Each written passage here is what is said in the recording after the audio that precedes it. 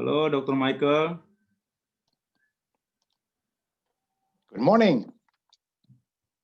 Or good afternoon for you. Yeah, it's a good afternoon here.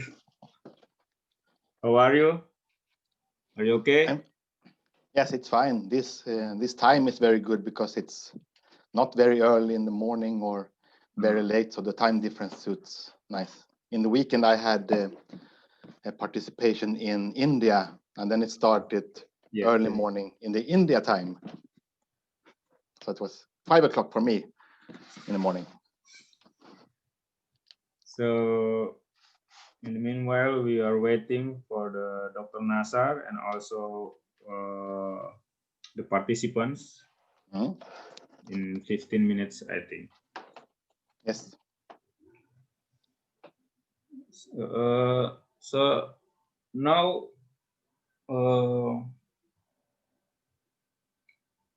where do you work? It's still at Linköping University or? Yes, so I have been at the university since many years, but now I'm more and more active with creating companies and spin-off companies. So I will actually shift more to one of those or two of those. So my personal company, Alminica, this is supporting in innovation, how to make more usefulness.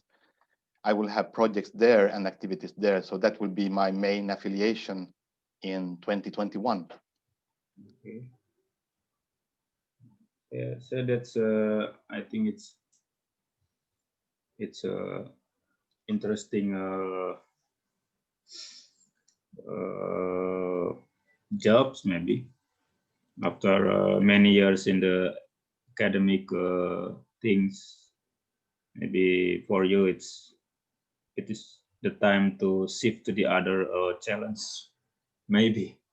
Yeah, it is. I have been now 25 years in the research and basic research, but also it's very difficult to get basic research funding because there are more and more people applying and more good researchers and so on. So that becomes very competitive.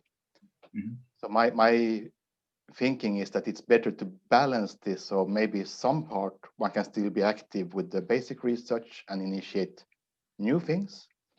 And then some of the findings which we can have industrial activity or how to promote that more research findings are actually coming into a market, because that is a big challenge and gap also.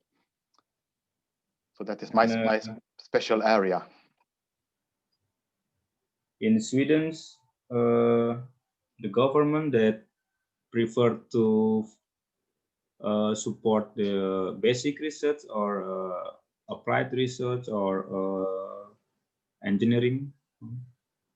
They support all of these. The tricky thing is that researchers, they still publish papers and disseminate very generally. They are not so used to making spin-off companies and so on, even though there is support from the government and the universities to facilitate such things. It is still a personal effort from a researcher. So that is a big gap, because there is so much to do still in the research. And if one has a research group, then you have also a lot of administrative things which take time. So in my case, 5-10 years ago, I had to decide either academic main focus or the entrepreneurial one. So I chose the entrepreneurial focus. So I can never be responsible for a big group at the university and so on. So that's a choice one has to make at some point. Yeah, I think that's the common problem with majority of the country around the world, to have really to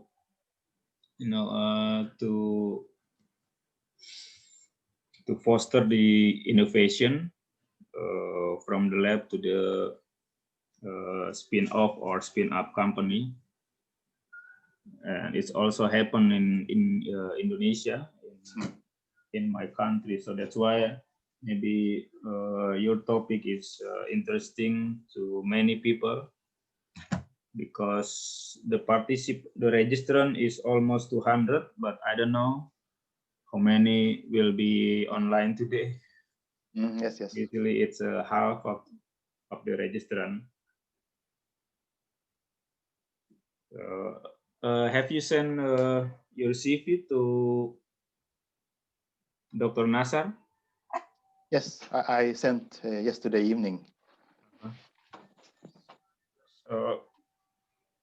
In my faculty, there were some people infected by this COVID-19. So we have the lockdown situation for almost 1 or 2 weeks. Mm. So I have been away from the campus maybe more or less in almost 2 weeks, because I have to isolate myself and wait the result of the swab test. And fortunately, it's negative, so I can go to my office today. So, what happened in your city, or maybe in your neighbor? Is there any people infected by this COVID-19? Or Yeah, there are some cases and so on. I don't have so much in my relations and family, and for me this is less problem because I live in the forest. Okay. So we don't have any so much meeting people, only when we do shopping of food and so on. Okay. So I'm still waiting Dr. Nasar. Mm.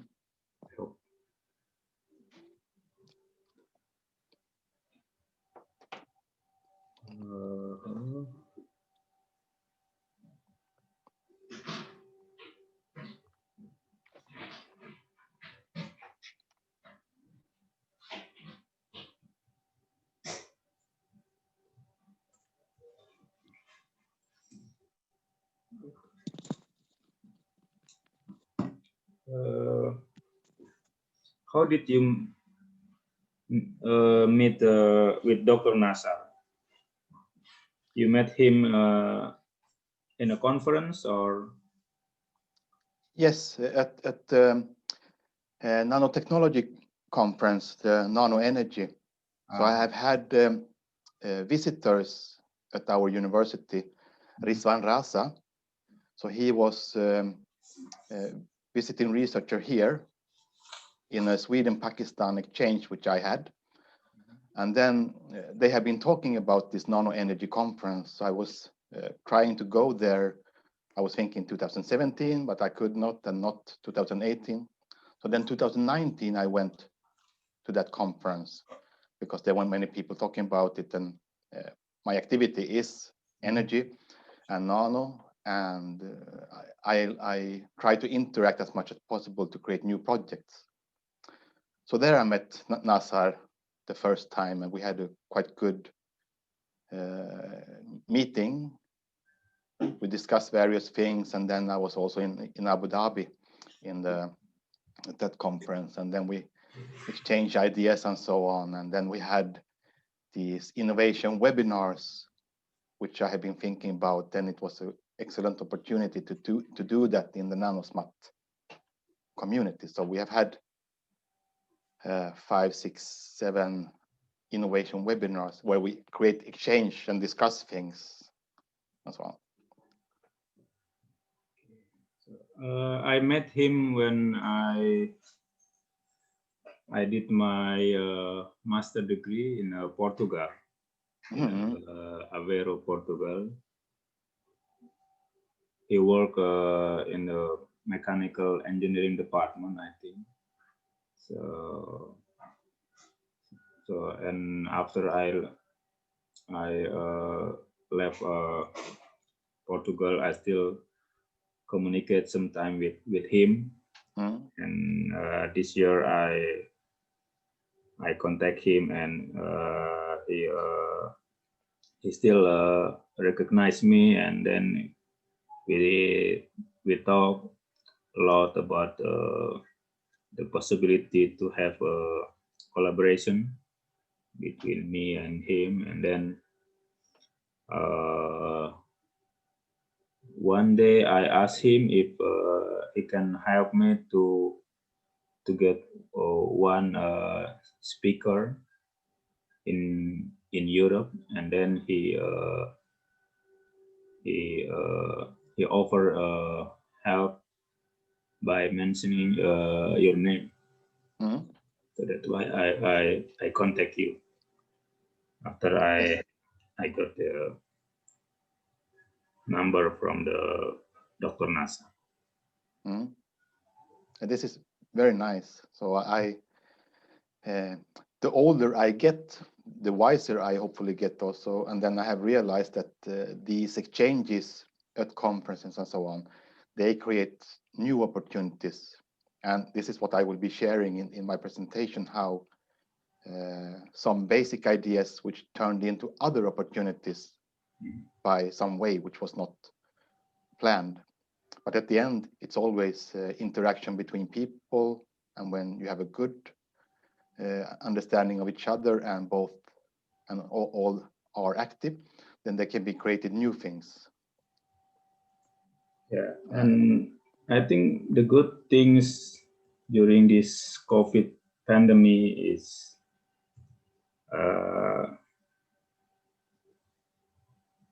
even in Indonesia, we can interact, we can communicate with the people around the world. That's why my department, we have conducted almost, maybe until today, almost 20 Zoom meeting. So this is the last one for this year, and yeah, fortunately we can have many speakers from Australia, for example, from Europe, from Asia, from Asia, and also from America. So that's maybe the positive things of this pandemic situation. Yes.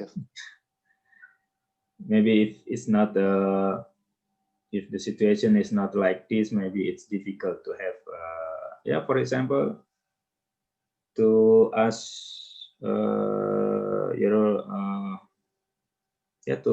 to ask you to present your work, for example, because maybe before this pandemic it's not common to have this Zoom meeting. Yes. Usually it's it has been a big barrier for many to say that, oh, this video online, it never works. And now we were forced to do it. So now I think it's very good that we have this experience and we can use this in projects when we discuss ideas.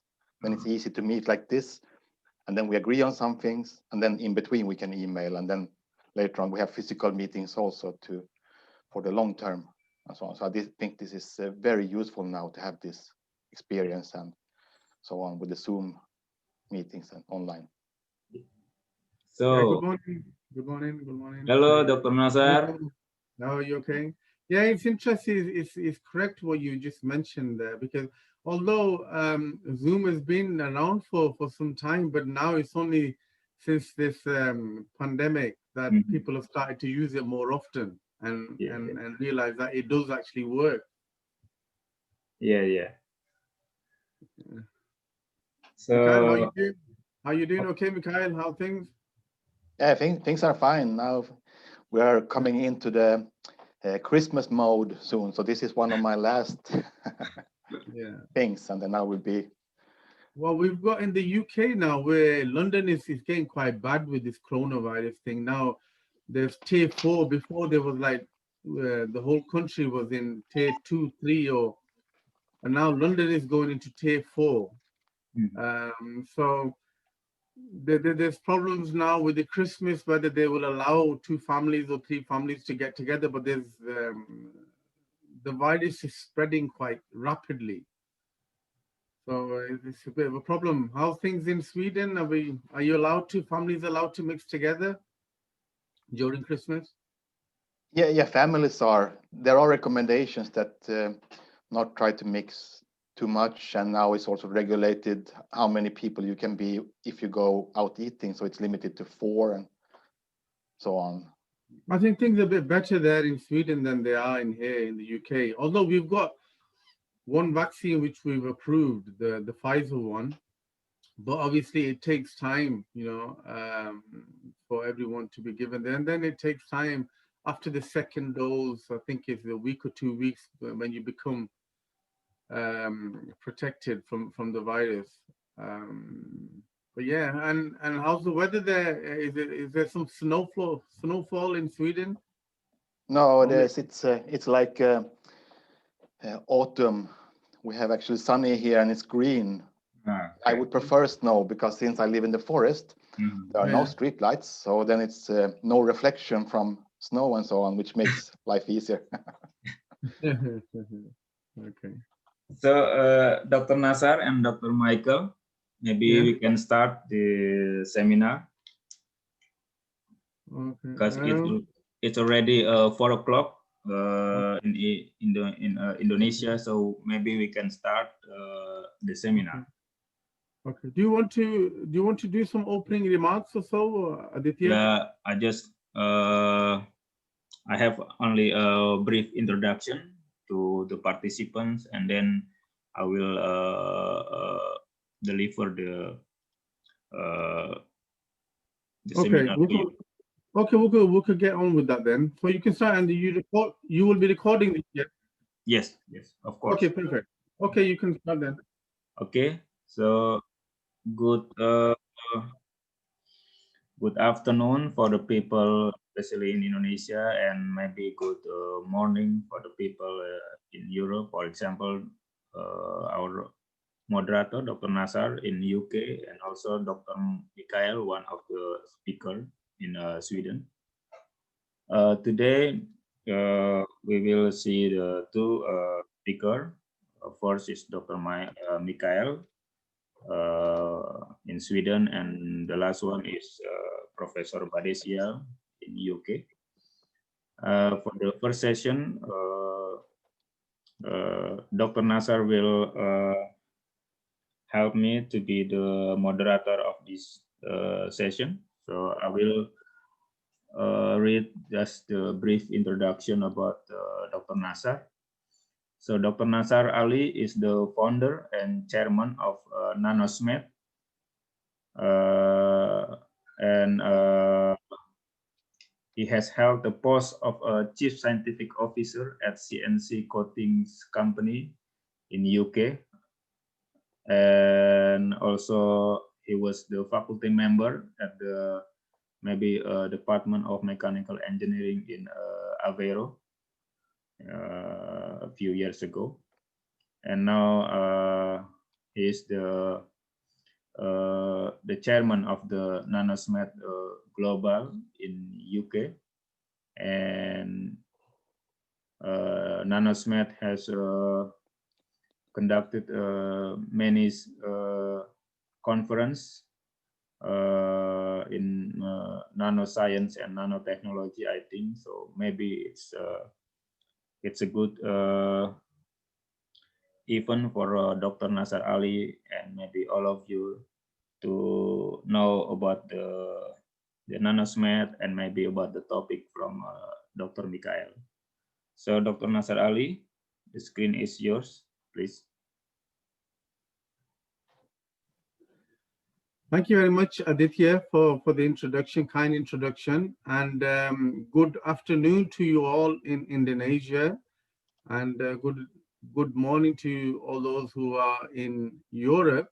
And I believe majority of our audience today, people are joining us, so probably mostly from Europe and Indonesia. And as Aditya mentioned, we had a brief sort of discussion at the beginning. Um, During this pandemic, one of the things that we've come to sort of accept, and it's becoming more of a norm now, is to actually connect with each other on this Zoom platform. It's very, very important. And one of the things that we realize and we accept during this pandemic is that science dictates.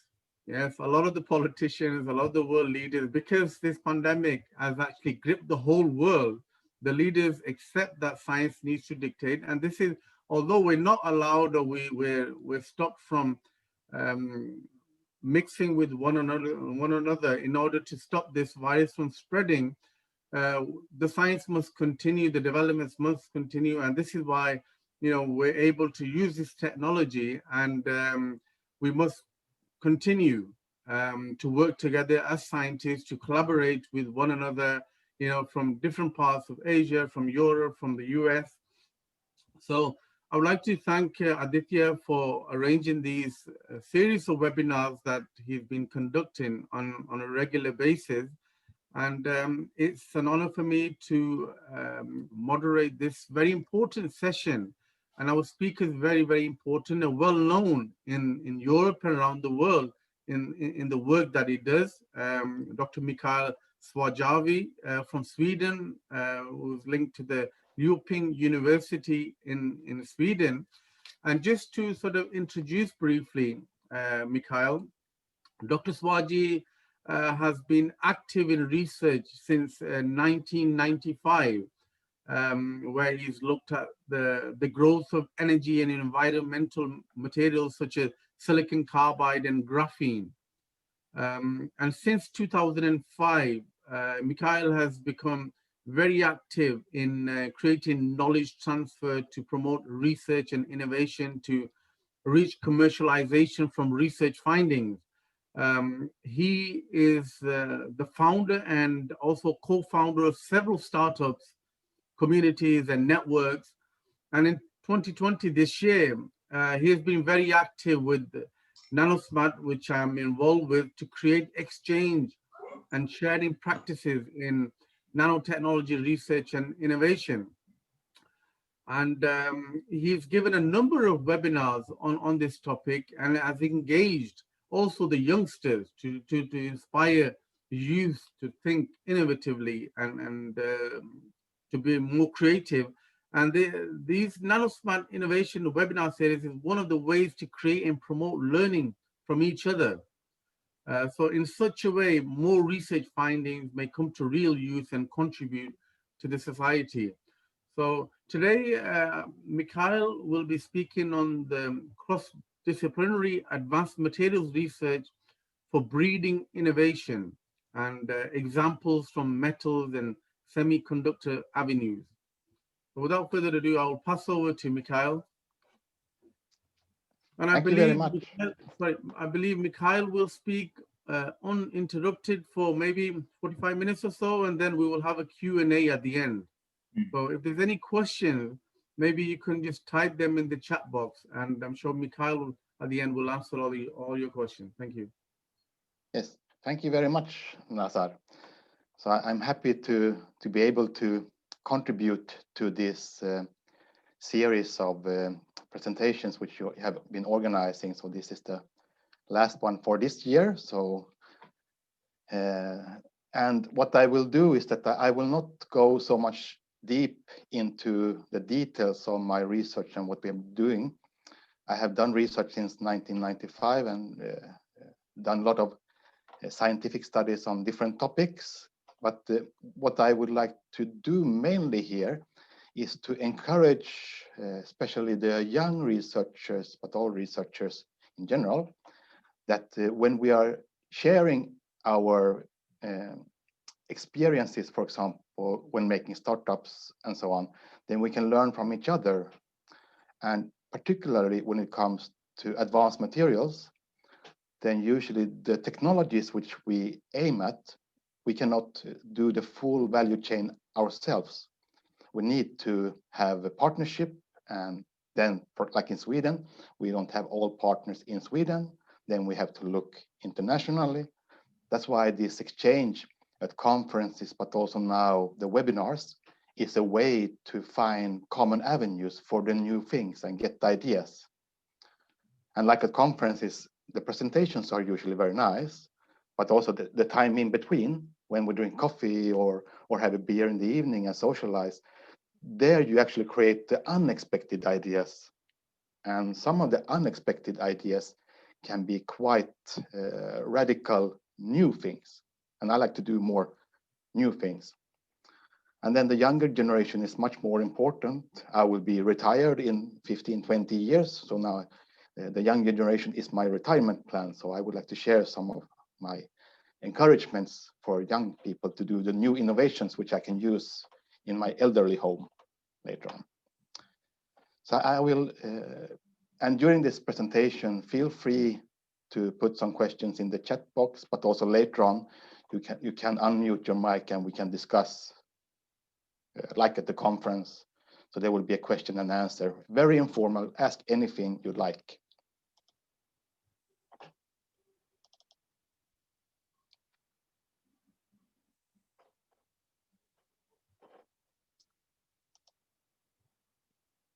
And now hopefully you can see my presentation.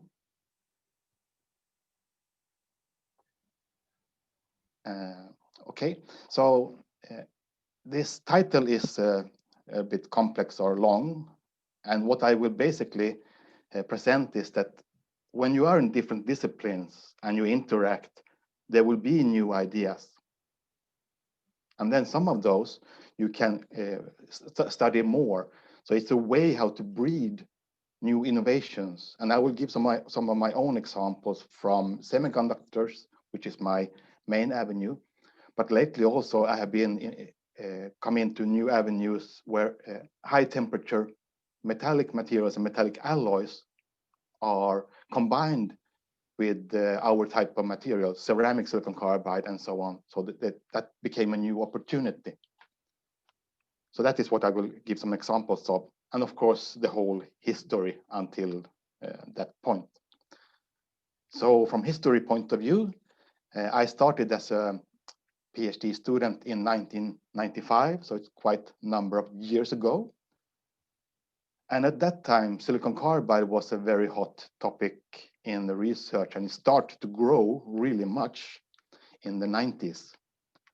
And all over the world, there were a lot of researchers coming into this avenue. And that's mainly because silicon carbide is recognized as a material for power devices. So due to larger band gap and some other properties, it was very motivated that you could use this to actually replace silicon in, for example, high power devices. So the properties of silicon carbide are attractive for that. But at that time, the growth of silicon carbide was still very immature. People did not know exactly how to do. So it was a lot of fascinating things in the lab in those days. And that's how I started. And my main personal fascination is the growth of materials. And I'm not so good in calculations and so on. So I have a little bit of feeling for the growth. So that became my personal interest. That's how I came into the research of the silicon carbide. And the basic principle for the silicon carbide is that you have silicon carbide source material. So here in this schematic, you can see a source at the bottom, and that consists of silicon carbide powder, for example. And when you heat up the silicon carbide powder, then you have different vapor species which are formed. It's not silicon carbide vapor species, it's various vapor species which contain silicon and carbon. So pure silicon is one, and then you have two silicon and one carbon, and then one silicon and two carbon, and then a range of vapor species of the silicon and carbon. And those are used to being transported to the growing surface, mainly by a temperature gradient. So it's a cooler, lower temperature at the growing surface than at the source. And that is the basic sublimation type of method. Physical vapor transport is the more formal name which people are using. The PVT growth, you will be recognized. And the motivation at that time was to actually be able to grow thick bulk material of silicon carbide, and then from the bulk to cut out wafers. So you could go to the epitaxy, and from the epitaxy you can go to the device development, and from the device you can go into the systems and so on. So that took quite many years. So it was only maybe 5 years ago when silicon carbide became a real market with the good numbers in the financials. And until that time, it was still very much development and not very easy to find the high volume type of markets. But that is now existing. But it took like 20 years to come to that stage. And what we did was that we explored this PVT method in general. And then they made some modified approaches. And one of them is that we decreased the distance between the substrate and the source material to shorter. And then we also lowered the growth temperature. So then we could not grow the thick balls, which was the original aim, but we could use the high growth rate to grow thick layers of silicon carbide. And for the silicon carbide, when you have thick layers, when you have power devices, and if you want to transform 10,000 volt, then you need very thick layers. And that was a big challenge at that time, and still is very difficult to control very thick layers grown high growth rate. But this was a part of my PhD thesis to explore such sublimation epitaxy for thick layers of silicon carbide. And instead of silicon carbide powder, we were using ceramic silicon carbide as source material. So in this bottom image, the source, it is ceramic silicon carbide, which is actually possible to buy because this is used in silicon growth as dummy wafers. So for example, Mitsui has such material in wafer size. So they are grown by CVD on graphite, and then you get polycrystalline silicon carbide, a ceramic, and that is used for other purposes. But we were using it for our growth. And I will come back to this ceramic silicon carbide when it comes to another one of the latest opportunities which we have got. So we are using such ceramic, and then the aim is to grow very thick layers. So that we managed to do. So here you see about 100 micrometer thick layer of silicon carbide. And surfaces are smooth, and if we look into the quality of the material, XRD and photoluminescence and some other things, then it shows that it's nice quality. And that was one of the activities in my PhD thesis, which I presented in 1999. But for the power devices, this material was not useful because it was too much background doping. In the sublimation growth, you have some nitrogen and so on from the environment. So the background doping was too high for the power devices. While in CVD, you have pure gases and so on, so you can get pure layers. So the highlight of my PhD thesis was a method which was not functional for its intended use. So that was 4 years of PhD studies to that point. And then a few years later came Satoshi Kamiyama. So he proposed that let's take silicon carbide, and if we dope the material with donors and acceptors, we can get light out from silicon carbide. So silicon carbide is a light emitting material. So it's not nitrides and so on. This is silicon carbide, which is the emitting material. And for that one, he doesn't need pure layers. He wants to introduce certain dopants. So you get donors and acceptors for this luminescence. And then he needs thick layers, so you can have sufficient amount of luminescence from the layers. And then I was thinking, oh, I have a method. Let's collaborate. So then I proposed when I saw his presentation at some point many years ago. And he was visiting this university at some point. I don't remember which year. But then we started the collaboration with Mayo University on silicon carbide as a fluorescent material for light emissions towards LEDs. And that was a completely new research avenue, which was not part of any plan which I had from the beginning. I had this failed method of thick layers, and then it found its opportunity in this other application. And the basic principle here is that you have donors and acceptors. And when there's a recombination between these different levels, there is a broad range of energies. So it's not a sharp peak, it's a broad band, which is emitting from the silicon carbide. And then if you do this in 2 layers with 2 different acceptors at different level, you get 2 broad spectra. And if you do this in 6H silicon carbide, which has a band gap of 3.0 electron volts, then it comes out in the visible region. And all combined, this is then a pure white light. So this is the basic principle. And if you combine these 2 layers, one which is more warm white and one which is more blue, when you combine them, then you can get a pure white light. And this is one of the attractive features with this silicon carbide LED. And if you compare with the nitride plus phosphor LED, then you have the blue, which is converted, some part of it is converted by the phosphor, and then you have white light out. But in the very efficient LEDs, then the blue is penetrating, so you see this blue tone. And if you want to improve the light quality to more white, pure white, then you need to do compromises, filters, and so on. Then the efficiency goes down.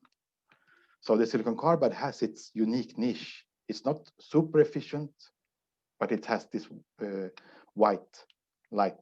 So it can be finding its position once we have cleared out the physics to grow the material, understand the luminescence, and then fabricating this. And the stage we are at now is basically, we started this research some years ago, but then it was difficult to find funding and so on, so it's slow progress. But basically, these donors and acceptors, what we need to do is to find the correct amount, a concentration of these ones, and also play with the relation. And we need to do this doping in the growth without damaging the crystal quality, because that kills the luminescence and so on. So this is the stage which we have been exploring.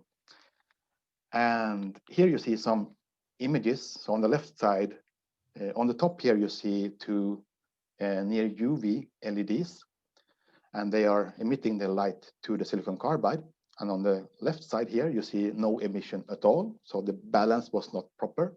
And then we modified things. And then on the right side, you see that there is more luminescence. This is one of the layers. This is the warm white.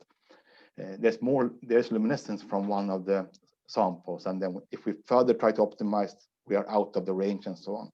So there is an optimum at some point where there can be luminescence from silicon carbide. And this is at room temperature. So it's not the theory, it is actually something which is happening. And what is important here is the understanding on the atomistic level. So in the background, you see a TEM image of grown material. So this was very nice quality. And there are many things which we don't understand in this research. But the good thing about not understanding is that when we try to understand, we have findings, and then we'll present it in papers and so on. So in this case, there are still many things to sort out and clear in the case of the material and how the luminescence is coming. So if you would ever like to enter a fascinating research avenue, then this is a good topic. And in particular, the growth is important. And I will come back to the growth because we have these vapor species of silicon and carbon. And depending on the temperature and process and so on, what we do, then there can be different influences. So here you see a copy of some graph, which we did in the beginning when we had collaboration with Mayo University, how to go up to the temperature and how long to grow. So we start the growth in a controlled way. And one of the features here is that we have the doping in the source material. And here you can see different types of source material. On the left side, you see some images before growth and after growth, and then the overall picture. And on the left image, you clearly see that it is graphitized. The whole surface is graphitized, which is very bad for the growth because then it shows that it's uncontrolled. And when we have another type of source, then it's not as much graphitized, but still it's influenced. And on the right side, you see some other type of source where it's actually not graphitized at all and so on. So this graphitization is not good from the growth point of view for the silicon carbide layers, but it is interesting from some other point of view. And if we go back to thinking about this graphitized layer, you know, the Nobel Prize for in physics 2010 was given to this gentleman for the graphene. And graphene is carbon atoms in one layer. So that led to a great scientific interest. So it was like a boom in this research of graphene. And at that time, and still, the growth is very important because we need to control the growth of the material to be able to develop the applications. So this question is the same for all new materials. And in comparison, graphene can be done either as flakes. So here is an example of when you have graphite and the Scotch tape method. When you tear down pieces and make them thinner and thinner, then at some point you will have graphene in flakes. And another method is to use metal foils, and you have a carbon containing gas, and then that one gives a carbon layer on the metal foil. And here you can come to a large area. It's still difficult to get good quality, and you need to transfer some polymer which is used for electronics and so on. And then the third method is actually coming back to the graphitization of silicon carbide. And the good thing in silicon carbide is that you have wafers which are available in large area. Today you can buy 6-inch diameter wafers. Natural process of the PVT growth and the vapor species which are formed when we heat up the silicon carbide. In the case of growth, we do this intentionally, but we can also use this to fabricate graphene. So here is an example. When we heat up the silicon carbide, you can actually get more silicon to leave the surface than the carbon of the silicon carbide wafer. So that is one way how to get graphene from the silicon carbide. And the silicon carbide is the source and substrate at the same time feature. And we have been developing this since quite many years. And around 2000 degrees C is one of the secret temperatures for this process. But actually, in the silicon carbide, when we were heating up silicon carbide, but then we got this graphitization, which was not desired. But then in some collaboration with the Chalmers University, or Chalmers, Chalmers University of Technology, in that collaboration, they requested such graphitized silicon carbide to study it intentionally. And as grower, we were a little bit hesitant to do this intentionally. But then it was found out that the graphite on silicon carbide has very high quality. And when we made these thick graphitic layers thinner, then actually 2005, we had one layer of carbon on the silicon carbide. So that was a graphene. We did not understand really what it was, or what could be good for. But from the growth point of view, it was exciting to do this. And then we tried to control this, and we had some master student working on these things. And then 2010, we could control this in a nice way. And there was collaboration with Chalmers again, where they demonstrated the quantum Hall effect on our material. And it was very good quality of the material, which showed that there was, it's possible to use this for quantum resistance standards and so on. So then there was a joint paper in Nature Nanotechnology. And as a grower, it's very difficult to be in such papers because we never have device demonstrators. So this was a very nice time. So that was now 10 years ago. And the delicate thing here is that silicon carbide, when it's heated up, you have different steps. So when you have the silicon and carbon, you have bilayers and you stack them in different ways. And then you have different surfaces. And there they can be step bunching and small steps. So this creates a problem in the growth. But this is also the way to make the graphene on silicon carbide, because it starts to grow from one edge and so on. So this surface reconstruction of silicon carbide is very important, because silicon carbide, when you heat it up, you start to have a surface reconstruction, and then the atoms start to leave and you have the graphene and so on. And I will come back to this surface reconstruction idea in another application. But this we have studied a lot, and Professor Rosica Yakimova was my supervisor for my PhD thesis, and we have been working together since 1995, and we still do this. So then we started to explore this, and since we had very nice quality of the graphene on silicon carbide, there were more and more collaborations, and actually we could not focus on the research projects, and we were thinking how should we do to have less requests for material. Then we actually made a startup company which asked researchers to pay for materials. We were thinking that they would not like to pay, but then it actually became a startup, and we had sales of material from the first day. And that was at the time when my entrepreneurial interest became triggered. If we can make usefulness of the research findings, not only to produce scientific papers or make disseminations at presentation, we can actually have something which can be developed to a commercial market and used.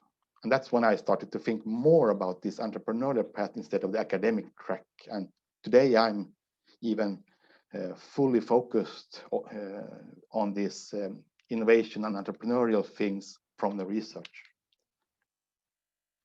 And in case of graphene on silicon carbide, these nice quality layers, they can be used for sensors and so on. So some type of electronic features for sensing. This is what we believe in can be. But it started from the unintentional graphitization of silicon carbide, and there are some sensors which have been tested over the years for this type of applications.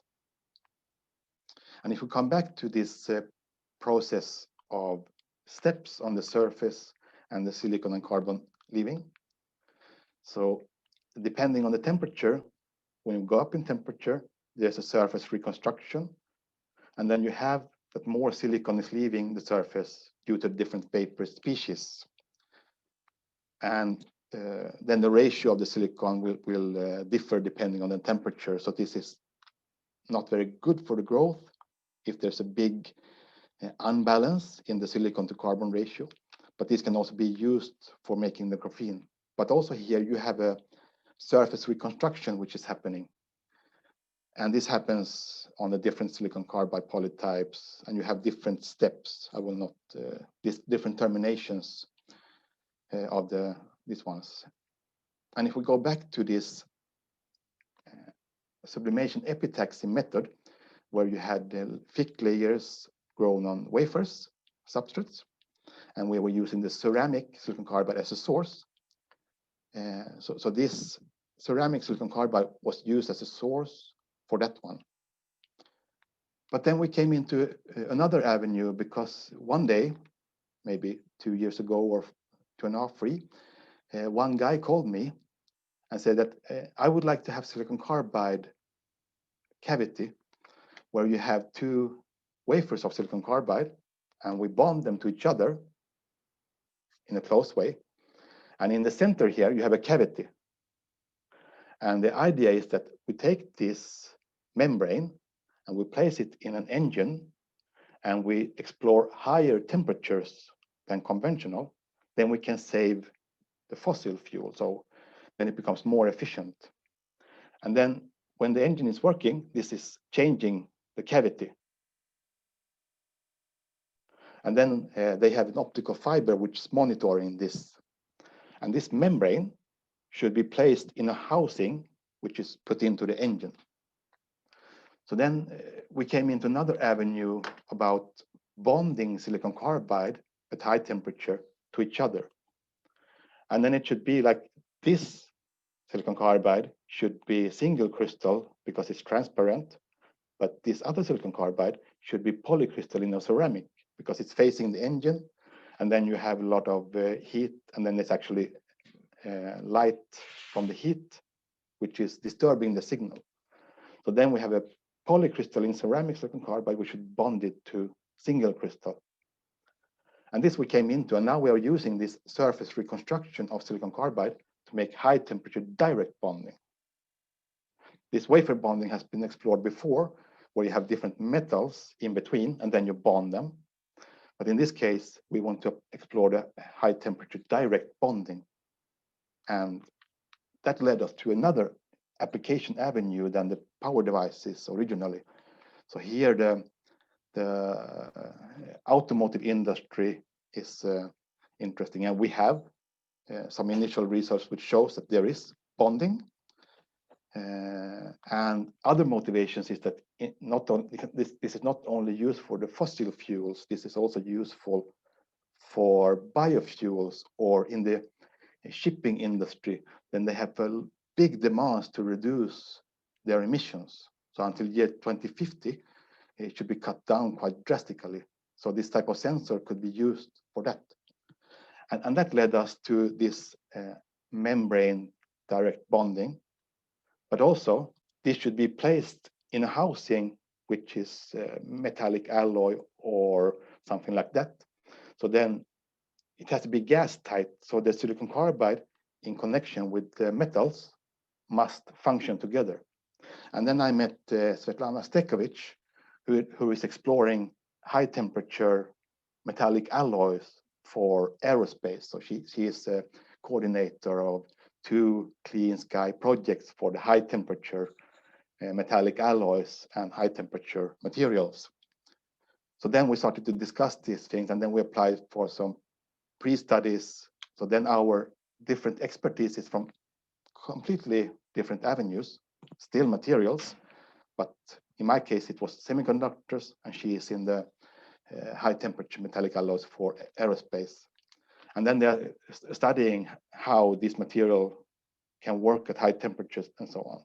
So that led us to a new collaboration, and we have a couple of pre-studies to build up this new research avenue. So maybe in the future, our interest will be very much into this combination of the ceramic silicon carbide with the metallic materials. This was one application, but maybe there are other ones where this combination can be unique. And then I think probably high temperature applications are something which is very attractive. So I'm not a metallic researcher yet, but these natural different backgrounds, and when we meet people and discuss then it opens new opportunities. And this guy who called me, he did not just know about me, but when I have been doing dissemination to media and releasing some information that we have silicon carbide growth, then he saw that at some point. Then he was thinking, I should call that guy. And one day he called, and then we discussed these things, and then the projects led. So this is why I think it's so useful to actually be open with the information, what type of research we are doing, and disseminate not only at conferences, but also to the general public. And this type of webinars are super excellent because anyone can participate and get some ideas and then propose, maybe we should discuss these things. So, so in that case, this avenue could be something which is possible to study more in the future, and to end up with what is happening, because it's not just to explore the research and then use it in an application and then you have a market.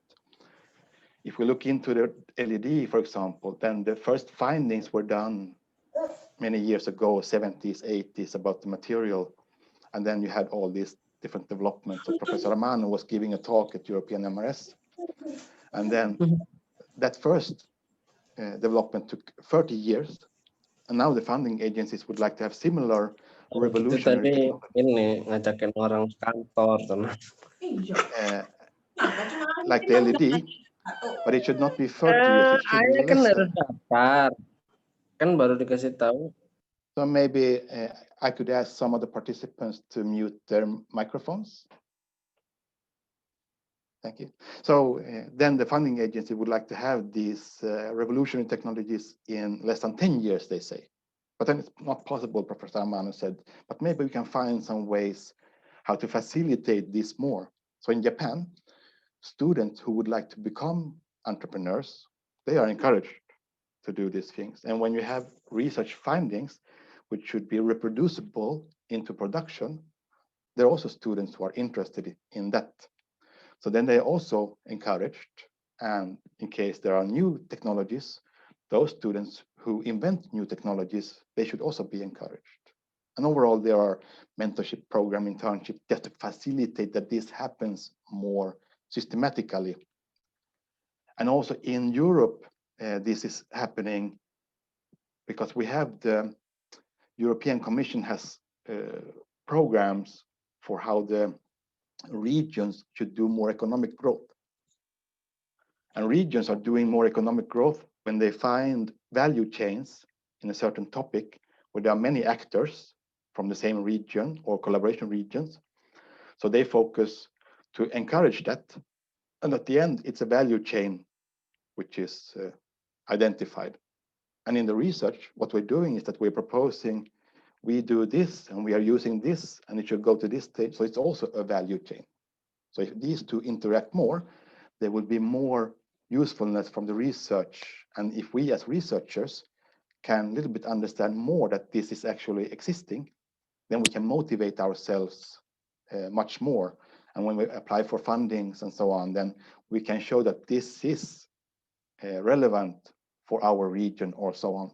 So then we find more motivations than the incremental step of technology improvement. And I know a little bit about these things because I was involved in our region's working group, which built up this. So that's why I came into this activity, and I know a little bit about it. And what will happen is that you have people who know things, and when there's exchange, more things are happening and more ideas. And in some cases, it will be relevant on regional level. And over time, and this happens in Europe, but over time, when you have the regional exchanges, next, when we need a partner in some technology, it will be international partner. So someone has expertise somewhere which is needed for this value chain. So that's why international partnerships will be more and more important. And these things are nice, and the motivations on the regional level, higher level are nice, but at the end, we need some pilot projects. So the ideas in the lab are super important So when we discuss the things in the lab or together like this at the webinar and sharing experiences and thinkings and thoughts, then we create some new things. So this is one of my things which I'm trying to do more and more, to encourage actually test things, be open with other people, and over time the motivations, like in my case, we focus on energy and environmental materials, either sensors or LEDs or solar cells, based on silicon carbide ideas. This is my unique positioning. And over time, maybe we can contribute with some of the technologies which can be promoting that there is a change from our generation to the young generation, which is happening. So with this, I hope I have given you some sharing of my experiences about how things have occurred and done. And it was not the plan from the beginning to go into these different avenues, but it just emerged because there was interaction between people. And that's also why I think these digital meetings are super fantastic, because then we don't need to travel to go to a conference, so we can do more of these things and exchange ideas and have a discussion like this. And it is at least a little bit personal because we have the video, so we can see some face and not only presentation. So those things are very useful for the future. So this is what I believe we can do more of. So I'm very happy that now I was invited to make a presentation in Indonesia. This is my first time in Indonesia, but I'm sitting in Sweden. But at some point, I hope to come and visit, and we can discuss some other ideas. So thank you very much. Okay. Thank you very much, Mikhail, for an excellent presentation, very enlightening. I see we have about 91 people who joined this meeting, so I'm sure there's going to be plenty of questions. But anyone with a question? Maybe if you could just unmute yourself and ask Mikhail the question.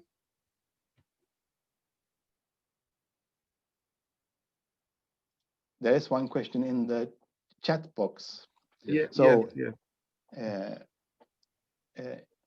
AFM characterization, yes, we are doing that a lot, especially to understand the steps when we have them, because the steps vary in how they look like depending on the growth parameters and processes, and preferably they should be as small as possible and straight, because we are growing step by step of the layers. But when there are step bunchings, then those also start to deviate and so on, which is not so good from the growth point of view. But also what this can be used for is to actually intentionally create steps. And then, like when we are doing graphene, we can also get nanoribbon graphene along the steps and so on. So the AFM characterization is very useful for the surface processes. I think the second question was, what was the cause of the fracture? I'm not sure I understand what is the fracture meaning. Maybe from the research result with your partner, when you combine this silicon carbide with the metallic alloy. Yes. Okay. Yeah. In that one, there is, for example, in the high temperature metallic alloys, when you're using these in aerospace and, for example, engines, then there's a lot of variations and so on. And like in this membrane, what will happen is that you go from minus 40 degrees Celsius to 800, and this is done many times. And then the sensor should function over a long time, because you don't want to change the sensor in the housing of an engine. So then fracture is how to understand when we test materials which we have been fabricating or in combination, how do fractures and other mechanisms which are destructive for the material, how do they occur? Maybe we can modify the process in some way. So there are causes, but since we are at very early stage, we don't know this in this case. And Svetlana's research, and there they know more, but I'm not expert in the metallic alloys. But this is certainly an avenue where we need to know more when we are looking into these new applications. Okay. Any other questions?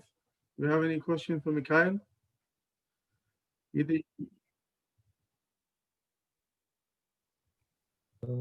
Yes. I have question. Mr. Nazar,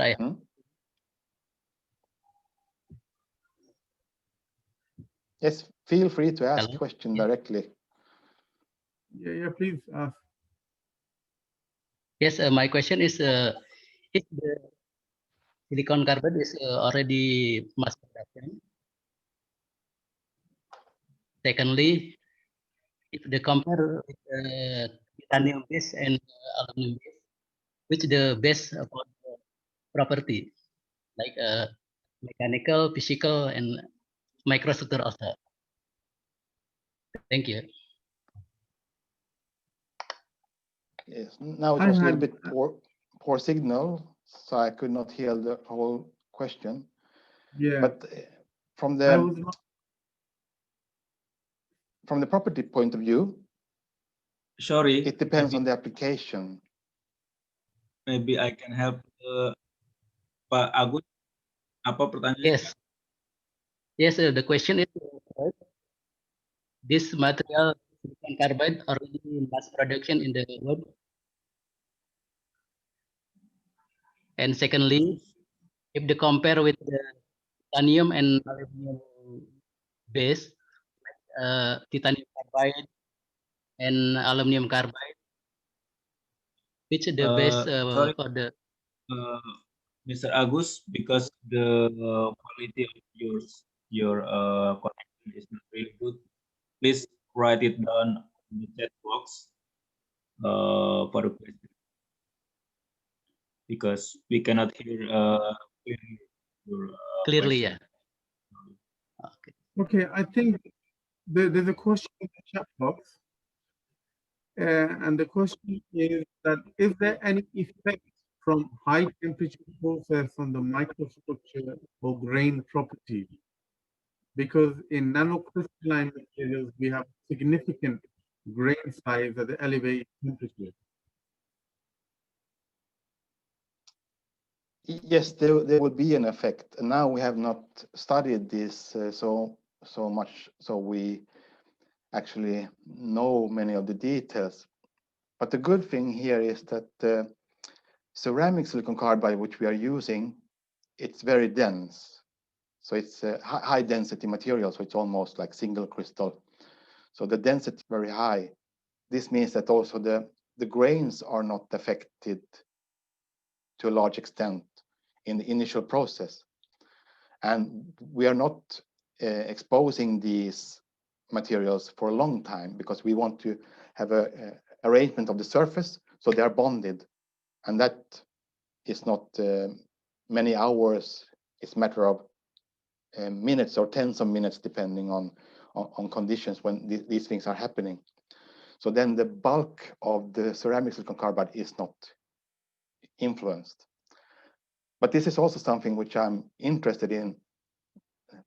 Could we use our high temperature processing, for example, to modify porous silicon and carbon type of materials, and then, for example, to make more porosity or increase the grains in such type of material?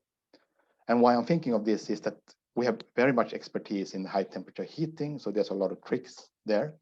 And single crystal material applications, that's more difficult to get fundings, and we would like to go into new avenues. But I know, for example, that silicon carbide is used for water cleaning, and then you have pores in the material which is used for the cleaning of water from some elements and so on. So maybe we can use this grain coarsening effect in silicon carbide for such type of applications using high temperature. But we have not studied that too so much in detail because we come from the single crystal world, and these are new avenues which we would like to. So it's a very good question because it triggers the ideas and thinking ahead or possible collaborations. So. Did you also try to grow graphene on silicon carbide? Yeah, on the single crystal we have been growing. Like I showed, we have the graphene on the single crystal which we had, but then we're also trying to grow 2 layers, 3 layers, 4 layers, because then you have a little bit shift the properties from the monolayer graphene. And maybe at some point, maybe the graphitic layers is the one which is interesting for some type of application. So what was that kind of a CVD process? Or no, this is the sublimation which I presented when we heat up the silicon carbide. Then silicon is leaving the surface, and then we don't need any external gases and so on, like the CVD. If you have a CVD process, you have some benefits, but also from infrastructure point of view, then you need, when you build a lab or a fab later on, then the cost of the gases is very expensive.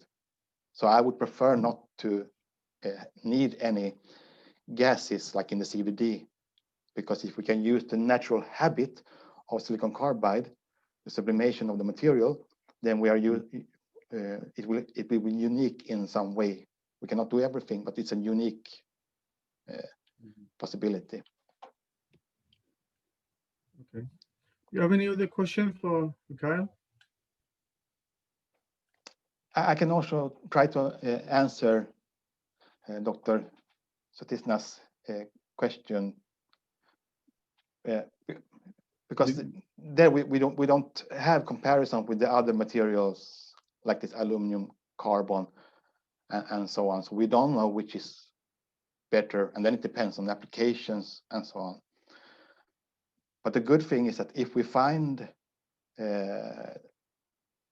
yes, here, because in the question there is also a silicon carbide, since this is now mass produced both on wafer level, but also since many years there is powder which is mass produced for other applications like polishing and grinding.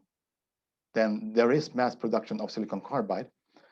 And the good thing is that when there is mass production of these things for other purposes, it means that the cost of material is lowered. So if we have additional applications, then we don't need to lower the cost of material because that is done already for other purposes.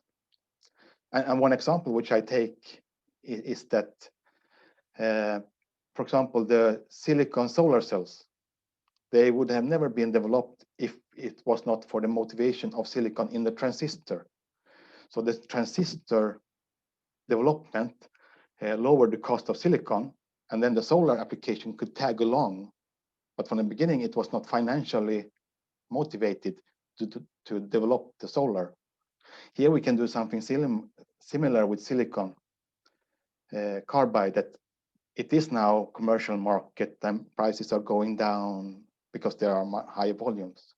So if we find some unique application, it can actually be financially viable already now. So that's why new ideas are possible. Okay. Okay, thank you very much, Mikhail. Excellent presentation. I think we do have a last question.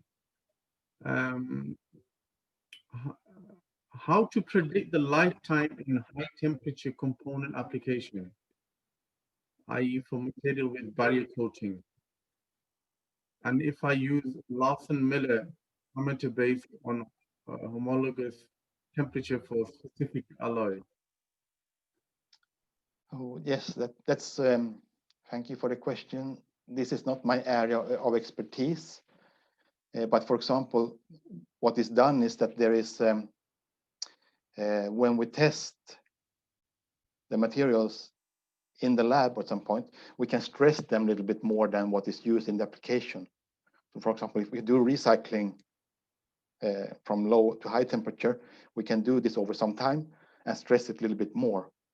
And then we can make an estimation from the failure of this, that when we go to more safe, then it should be at least longer than that. So I think that is how things are done. And the good thing about working with people from the aerospace is that they are doing these things for aerospace materials, and no one will ever allow to use material in the aerospace because it's a safety issue. So there's a lot of competence in estimating and making various types of tests and put it together to make an educated guess on how long is the lifetime. So we can use that experience from this other discipline also for these new things. And also I'm interested in the combination, like Agus is asking, if silicon carbide is used with titanium and aluminum. Yeah, there are such combinations. And I think we can combine those things in a nice way. And we have another project which is focusing on titanium nitride. And there I think the titanium nitride, which has some benefit, in combination with silicon carbide can also be some new avenues and so on. But maybe not a mix of all these things in one, or maybe we need a mix to some extent so it matches better with, for example, pure silicon carbide or the ceramic silicon carbide, depending on the application. So there are many things here which we don't know because it's new avenues, but certainly all these ideas are worthwhile thinking about, because then maybe it motivates a new application which was not known before. And now when we have various needs to create more usefulness and save energy and so on, then there can be some super unique things which are related to this type of questions. Okay, thank you very much, Mikhail. I know there's probably a lot more questions as well, because a lot of people have started to join us, but we have gone over our time now, and I know that there's another webinar as well. So I think what we could do is, maybe, I'm sure there's a lot of discussions and a lot of questions for Mikhail. Maybe if Mikhail could leave his email in the chat box, and people could sort of get in contact with him in order to work together and create new partnerships with European partners to overcome some of the scientific challenges. So I'd like to just thank everyone for joining us, and I'm sure you found the webinar very useful, and I'm sure you will continue to sort of with any discussions that you want to follow up with Mikhail. And I do see we have our next Professor Hari Badashi here with us as well. He's about to give his webinar. So once again, thank you very much for your attention, and we look forward to the next webinar. Over to you, Aditya. Thank you, Dr. Nasar and Dr. Michael, for your kindness to join with us this afternoon in Indonesia.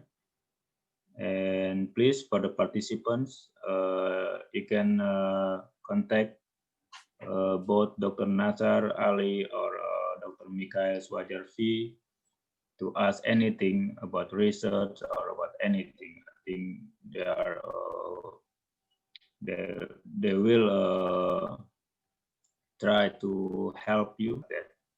And maybe one day in the future we can have international conference in Indonesia, I hope.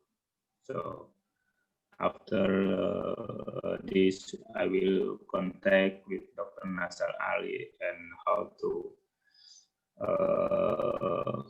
prepare this international conference. see the beautiful Bali.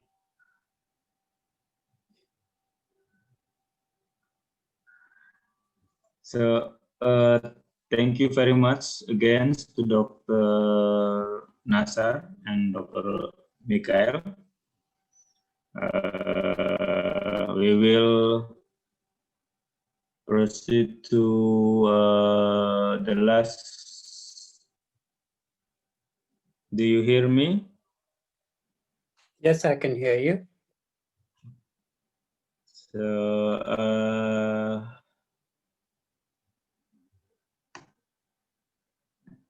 have you turned on your video or not yet? Yes, I have the video on, and I would like to share my screen. The video. Before you start, I will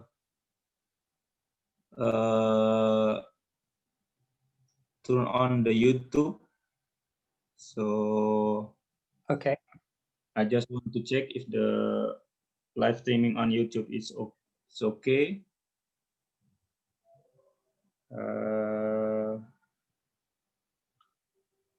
I don't know. Are you able to see my screen? Yes, we can see. Aditya, if you could introduce the speaker. Oh yeah, I just want first to check the YouTube.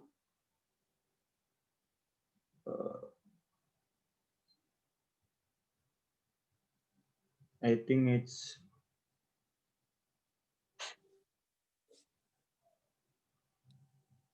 maybe I just have to check the YouTube.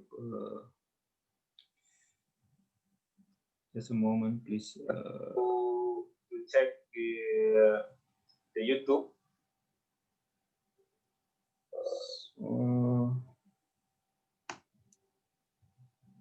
I think it's, but maybe I just have. Sorry. Just a moment, please. I tried to turn on the YouTube, but I think Aditya, I think it's probably better. It's probably better that you record this and forget about the live streaming, and then you can upload on the YouTube channel later. Yep. So, I'm sorry, Dr. Nasar. What? I'm saying that if you're having problems with live streaming on YouTube, maybe we can continue and you can record this webinar, and then after the webinar you can upload on your YouTube channel. Okay. So, is it okay, yes. Professor Badesia? Yes, I'm happy to start when you're ready. Okay. So I'm sorry about the streaming on YouTube because no problem. So I will introduce Professor Hari Badesia. Professor Sir Hari Badesia. He is the faculty member at Department of Materials Science and Metallurgy at the University of Cambridge in UK. He is a Tata Steel Professor of Metallurgy.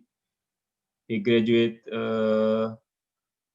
from City of London Polytechnic for the Bachelor of Science and got the PhD at the University of Cambridge. And I think all the people here has already know about Professor Badesia, and I think I don't have to wait too much. So please, Professor Badesia, the time is yours. Okay, thank you very much indeed. And thank you all for attending, and to all the organizers, because I know this takes a lot of work. So I'm going to talk today about nanostructured steel. There have been very many attempts to produce nanostructured steel is because a very fine crystal size gives you high strength, but more importantly, a fine crystal size can give you a high toughness as well. And you know, you can't actually use a strong material without having toughness because it would not be safe to use. Now, at the bottom of the slide, you can see a web page, and you will find a great deal of information about what I'm going to talk about in that website. And also there is a book which you can download completely free of charge, which contains all the information that I'm going to present today, okay? So there's no charge, you can just download it freely. So first of all, I'll start off by showing you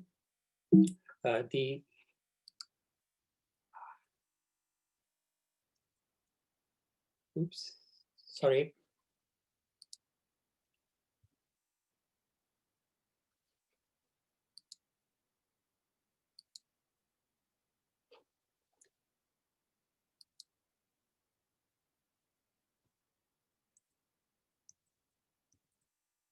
Strange.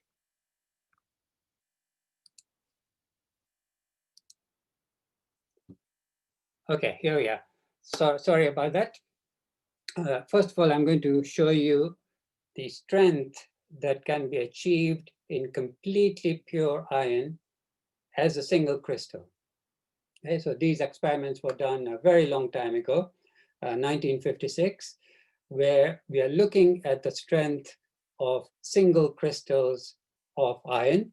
And you can see that it's easy to achieve a strength of something like 14 gigapascals. That is an enormous amount of strength.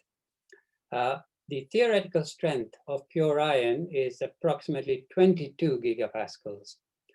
Now, what you can see more importantly is that the strength actually collapses as you increase the size of the single crystal.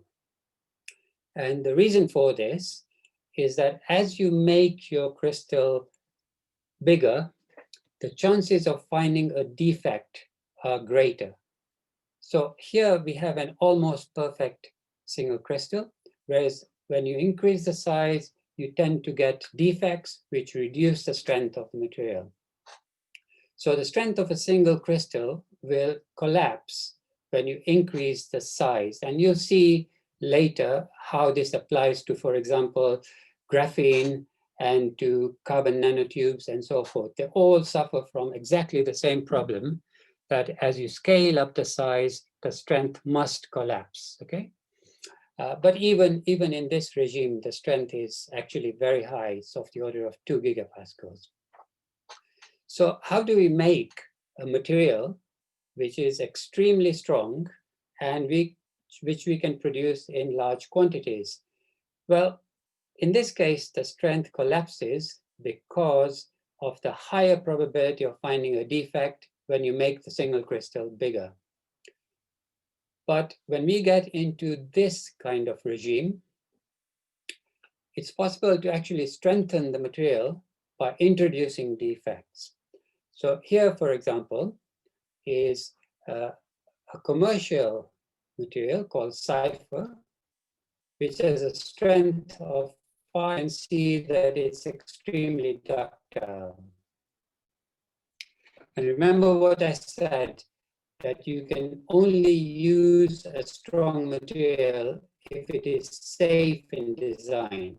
That means you need fracture to be ductile and a process in which energy is absorbed. In other words, it must have time, and you stretch it out into 2 kilometers.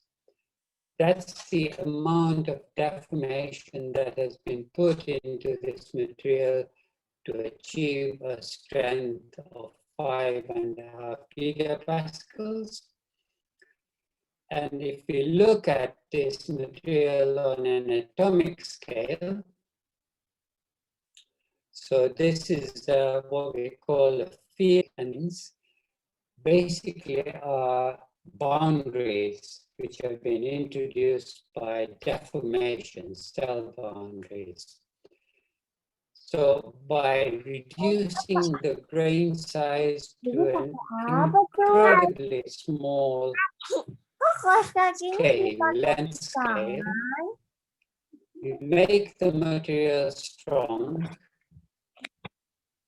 5.5 gigapascal, and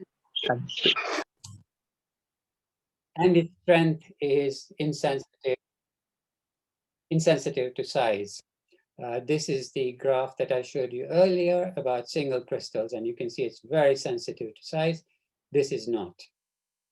So again, this is almost 30 years old, and you can buy this material commercially.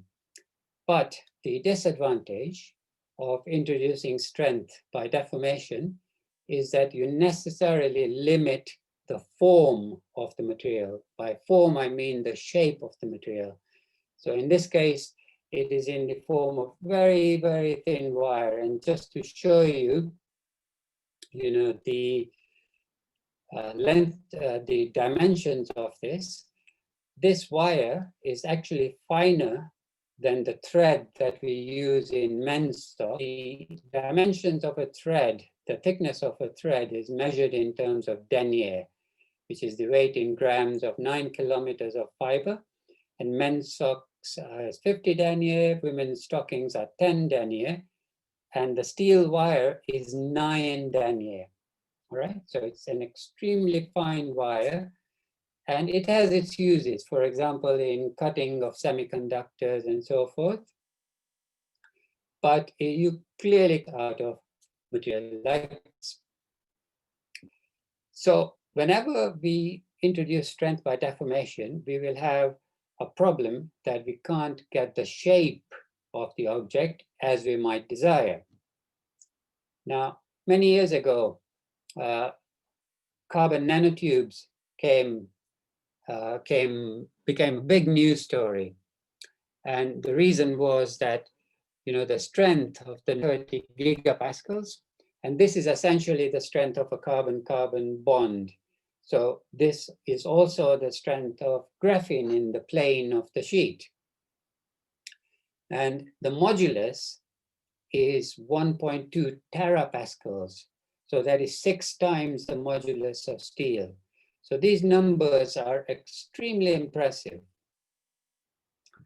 But unfortunately, graphene for structural applications basically fall for the same reason that I explained earlier, that if I work out the free energy of a system as a function of the number of defects it contains, so this is the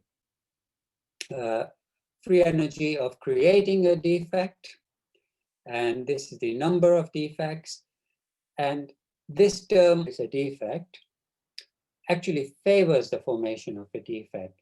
And that is why it's very, very difficult, if not impossible, to obtain a perfect material when you have a large number of atoms in your system. So N is the total number of atoms in the system.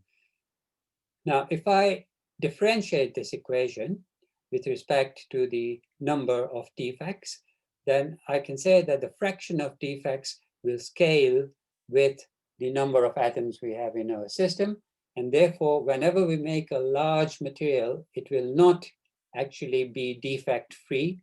And that is the reason why the strength of nanotubes here collapses. And exactly the same graph applies to the strength of graphene. So there is no possibility of using either nanotubes or graphene for structural applications, because the strength simply collapses beyond a length scale of about 2 millimeters.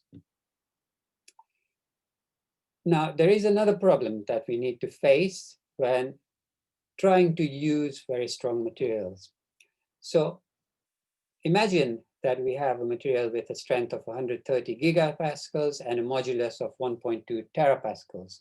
If I actually load that material to 130 gigapascals, then the amount of stored energy inside the material is greater than in dynamite, okay?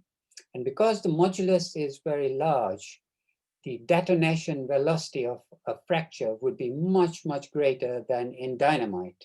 In other words, your material, if you load it to 130 gigapascals, will fail explosively. So it's not a safe material to use because once you break a carbon-carbon bond, there is no energy absorbed at all in the material. So it has more or less zero toughness in both graphene and in carbon nanotubes. So just to summarize, when we try to produce strength by deformation, the problem is that we limit the shape to wires or to very thin sheets.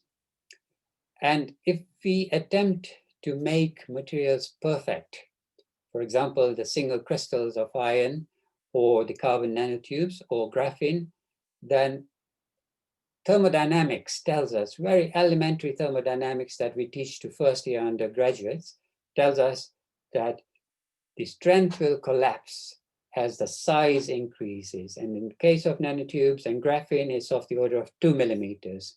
So we are not able to exploit the strength of any of those carbon materials, nor of perfect single crystals. So to summarize, what I want to do is I want to design a bulk nanocrystalline steel, which is very strong, tough, and cheap.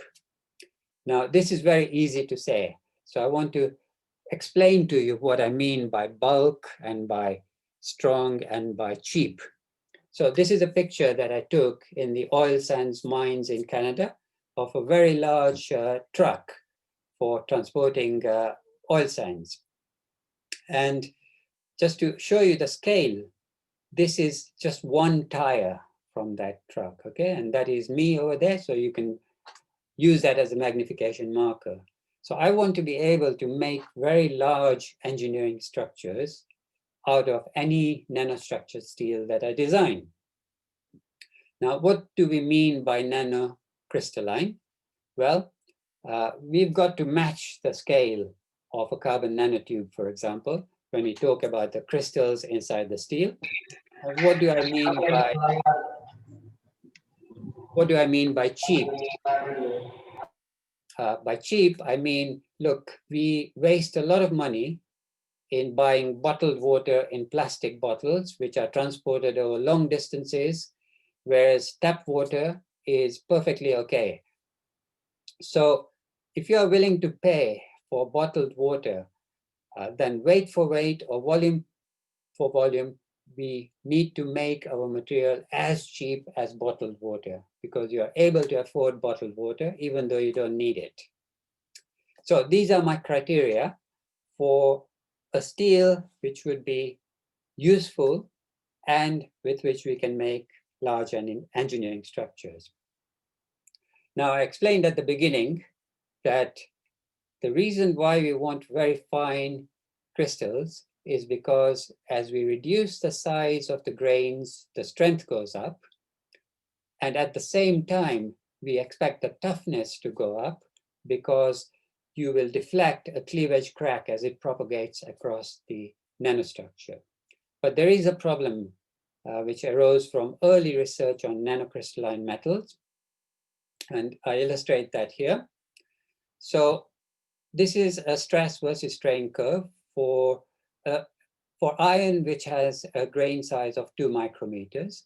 And this is the stress strain curve for iron, which has a grain size of 0.2 micrometers. And you can see that here we get a plastic instability as soon as we exceed the elastic limit. So this material would not be safe to use, okay?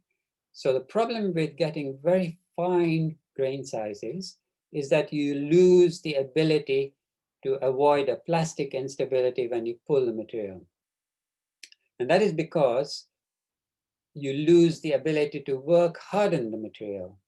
Plastic instability only occurs because the material lacks work hardening capacity. And the reason why we lose work hardening capacity when you make your crystal size very small is because dislocations and so forth, they sink into the grain boundaries, and therefore you're not left with any mechanism of work hardening. So if you design a nanocrystalline metal, you've got to introduce somehow a mechanism of work hardening. And these are the 4 criteria that are essential if you want to make a nanocrystalline material which is useful. First of all, there has to be something which introduces a work hardening capacity. When you make the material, and you want to make large quantities, there will be some heat released by the material, and you need to be able to store that heat inside the material. Otherwise, the temperature of your material will rise during manufacture, and therefore you will lose your nanocrystalline structure. One way of avoiding this heating problem, and we call this recoalescence, is to reduce the rate of change during the process of manufacture. And I want to make this structure without any deformation. So I want to produce it by phase transformation. And the lower the temperature of transformation, the greater the chance of achieving a fine structure. So I'm going to create this structure by using a phase transformation which minimizes the amount of heat production. It has a work hardening capacity, and it transforms at a very low temperature. Now, how can we store the heat inside the material instead of releasing it so that the temperature of the material rises? Well, there are many ways in which we can change the crystal structure from the parent phase, which is austenite in the case of steels, to low temperature phases, which are usually ferritic. One way is supposing that this is the structure of austenite, okay? So the atoms are arranged in a square pattern here, and I want to change it into a different pattern. In other words, I want to get a phase transformation. Then that can be achieved by a deformation which is driven by a free energy change, right? So notice that there is no diffusion required in this process. And that's important because we want to produce the structure at a very low temperature in order to get a very fine length scale. But if that happens, then there is a change in the shape here. We started off with a square, and now it has become a parallelepiped. And bear in mind that this is happening inside the bulk of steel. So there will be a lot of strain energy created, which basically reduces the heat of transformation. And so your steel doesn't heat up when the phase change happens. So this is a real effect. And I'm going to show you this for the case of the austenite to bainite transformation. So this is a sample which is polished completely flat, right? And what you see here are austenite grain boundaries at a high temperature. And I'm going to allow it to transform into bainite. And you will see that the deformation that I illustrated in the previous movie actually happens in real life. So these are crystals of bainite forming, causing that deformation, and in that process, storing the enthalpy of transformation inside the steel instead of releasing it as heat. Because if it was released as heat, then the steel temperature would rise quite significantly, and you would not get a nanocrystalline structure. So focusing again on the bainite transformation, I'll explain to you in the next slide the basic mechanism by which bainite forms, okay? So imagine that bainite forms exactly like martensite. That means there is absolutely no diffusion, and you get a thin plate shape because that is the shape which minimizes the elastic strain energy. But bainite forms at a temperature where carbon can move. So very shortly after that martensitic transformation, the carbon partitions into the austenite and precipitates as cementite, and that is the structure that you observe as bainite. Now, I don't want cementite because I want to produce a very strong steel, and a very strong steel, if you have brittle cementite particles, they will reduce the fracture toughness. So I want to cut the reaction at this point, okay? So I want only ferrite and austenite in my structure.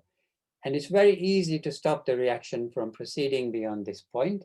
We add approximately 1 weight% of silicon inside our steel. That stops the precipitation of cementite, and we are left with a beautiful structure. This is just ferrite and carbon-enriched retained austenite. So this is what it would look like, okay? And so these are extremely fine plates of ferrite. You can see the length scale here. They're about 1/4 of a micrometer in thickness. And remember that the mean free slip distance of a plate is about twice the thickness. So effectively, these are crystals which are 1/2 micrometer in size, obtained purely by phase transformation. And in between those crystals, we have this austenite, and austenite has no ductile brittle transition. Okay, so this should help the toughness. So this is a composite microstructure created by transformation alone, no deformation involved. And it is a nice combination of austenite and ferrite, which should give us the ideal combination of strength and toughness. But this is not a nanostructure, okay? Having a thickness of 1/4 micrometer does not give us the same length scale as a carbon nanotube, which is typically about 40 nanometers in thickness, right? In other words, 0.04 micrometers in thickness. So we've got to do something to reduce the scale of this structure. I want to reduce the transformation temperature. This particular structure was produced at 400 degrees centigrade, transformation at 400 degrees centigrade. I want to go down even lower. Now, how can we find the lowest temperature at which bainite can be produced? Okay. Now, we know a great deal about the theory of the bainite transformation. You can look it up in the book that I mentioned at the beginning. We are able to calculate transformation temperatures using thermodynamics and kinetics. And when I do such a calculation, and remember this scale here is in absolute units, in other words, Kelvin, but this is room temperature, okay? So what this shows is that by changing the carbon concentration, I can actually produce bainite at room temperature as long as I ensure that the Martensite start temperature is also depressed, okay? So this is the first ever calculation to show you that there is no fundamental limit to the lowest temperature at which we can produce bainite. Okay? So if I can reduce the transformation temperature to a very low temperature, I should get an incredibly fine structure. But there is a catch. And the catch is the kinetics of transformation. So if I plot this in a different way, where I'm looking at the amount of time required to produce the bainite, then for room temperature, I would require approximately 100 years to produce bainite, okay? Now, as an academic, I would like to do that experiment, and we started that experiment back in 2004, and it is scheduled to be completed in 2104, and the sample is archived in the Science Museum in London, and you can see whether it has transformed or not by looking for surface upheavals. But of course, you would need to travel to London, and that won't be possible for a few years, but 2104 is far away. So to be practical, we designed a steel which would transform in about 10 days into bainite by phase transformation at 200 degrees centigrade. So we have our low transformation temperature, and that's achieved by increasing the carbon concentration to 1 weight%. We have the silicon here to stop the cementite from forming. We have manganese to ensure that high temperature phases don't form. And whenever you want to make a very large quantity of steel, it's inevitable that you will have impurities, all right, because it becomes too expensive to make the material pure. And those impurities can harm a high strength steel by segregating to the boundaries and causing intergranular fracture.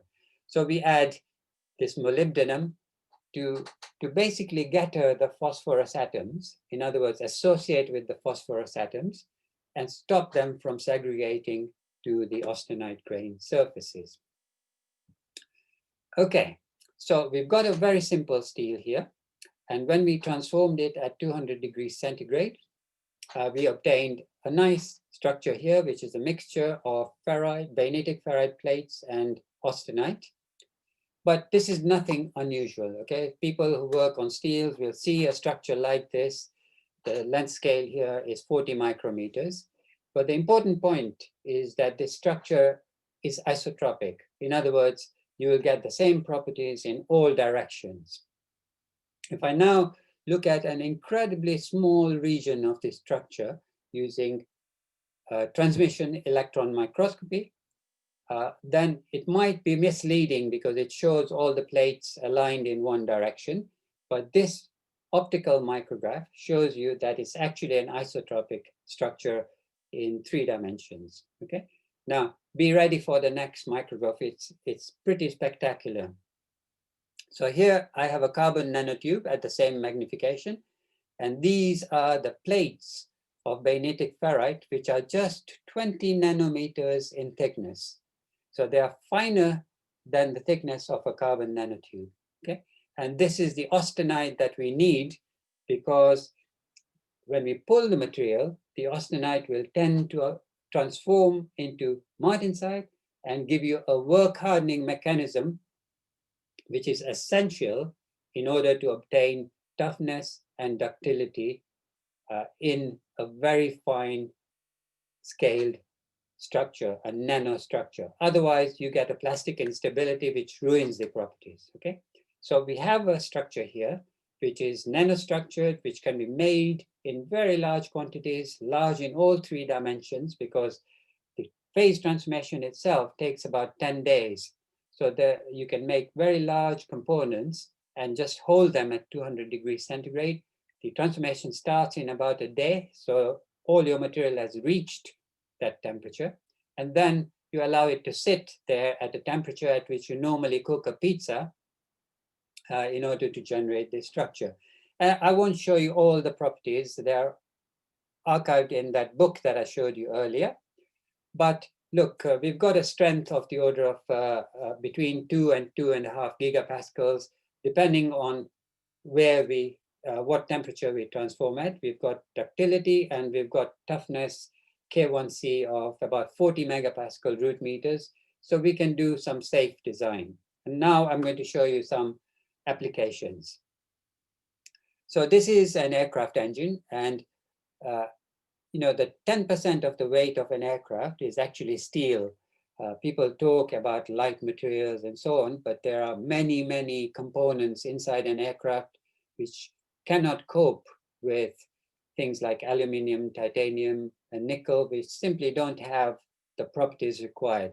So this is the shaft of the aircraft engine, which is made out of steel. And what I want you to notice from this micrograph, which I took many years ago, and now the situation has changed that the aircraft engines are even bigger. Look at the size of this lorry and the size of this engine, okay? Now, civil aircraft engines are increasing in size. And this is one of the reasons why, you know, the Boeing Max had problems, because the engines are very large, so they tried to position them in a place which influences the total behavior of the airplane, and therefore the software misbehaved. The software that was used to control the position of the aircraft misbehaved. So the reason why they are large is because most of the air doesn't actually go through the engine, but it bypasses and provides thrust, but it doesn't go through the engine. Something of the order of 70 to 80% doesn't go through the engine, simply provides thrust. And there are advantages to that, which I won't go into. But what it means is that these fan blades in the front have to be very large. Therefore, the torque on this shaft also becomes large. And furthermore, if this fan blade breaks, that is a very major disruptive event, and the shaft has to be able to bend to temporarily accommodate the imbalance in the engine. Otherwise, the engine itself undergoes very violent vibrations, and it can bring the aircraft down. So the properties required for such a shaft are very, very difficult. And we have been working to create those shafts out of this nanostructured steel. So these are actually shaft blanks for a civil aircraft engine. And they are heat treated by, first of all, heating to 1000 degrees centigrade, and then putting it into a salt bath at 200 degrees centigrade. And once it has reached 200 degrees centigrade, you just transfer them into an oven at 200 degrees centigrade to produce this nanostructure. And of course, there are other applications. For example, armor. The material is also used in producing armor. But the most recent application by my colleagues at Yangtze University in China is large bearings for wind turbines.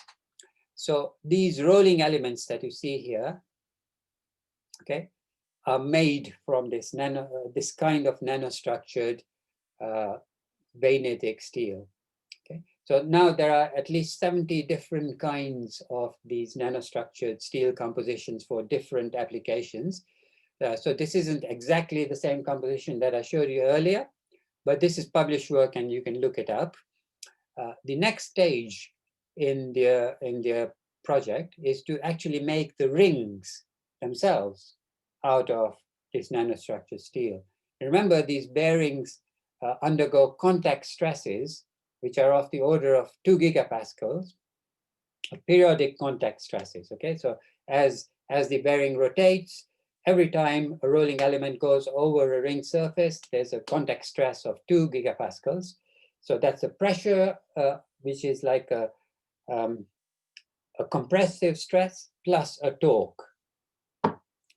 So it's very exciting that this has gone into an application for something that is a very growing application, wind turbines. Now, I've shown you some successful or partly successful applications, but notice something, all right? I want to now tell you the big problem with this material. Notice that, if you have a shaft or you have armor or rolling elements or even a bearing ring, there is no welding involved, right? Because if you try to weld this material, it will crack spontaneously in front of your eyes because it has a large carbon concentration. So we cannot use this for applications which require joining. You can, in fact, join it with enormous difficulty, but that makes it basically, I think it makes it basically useless in applications where you need to join to make an engineering structure. So we want to solve this problem, okay? There are applications which don't require welding, but there are many more which actually require welding. So we want to design a steel with an impossible combination of properties. So similar properties to the nanostructured bayonet, strength greater than 2 gigapascals. We want a large ductility, and we want a toughness and a Charpy impact value at minus 40 degrees centigrade of 30 joules. It must be weldable, right? And similar criteria as the bulk nanostructured steel that I mentioned earlier. Now, how do we do this? Well, many years ago, one of my students did this experiment in a 1 weight % carbon steel, where he quenched to martensite and found these cracks in the plates of martensite during the quenching itself. So that means that as soon as you get phase transformation, you also get cracking. And this is an unmatched sample, just to show you the cracks. What I want you to notice is that these cracks are more or less periodic along the length of the martensite plate, okay? And the reason is that there is a certain stress transfer length. When you load the material, below a certain length of martensite plate, it's difficult to transfer stress onto a single plate. And that stress transfer length is this distance here between the cracks. So if I make my austenite finer than the stress transfer length, then the plates of martensite will not crack, and we will have a strong material which should also be tough. Now, I actually want to get to an austenite grain size of 0.4 micrometers. How on earth can we get an austenite grain size of 0.4 micrometers? And I want to make material in large quantities. Well, we have our thermomechanical processing system. These are your hot rolling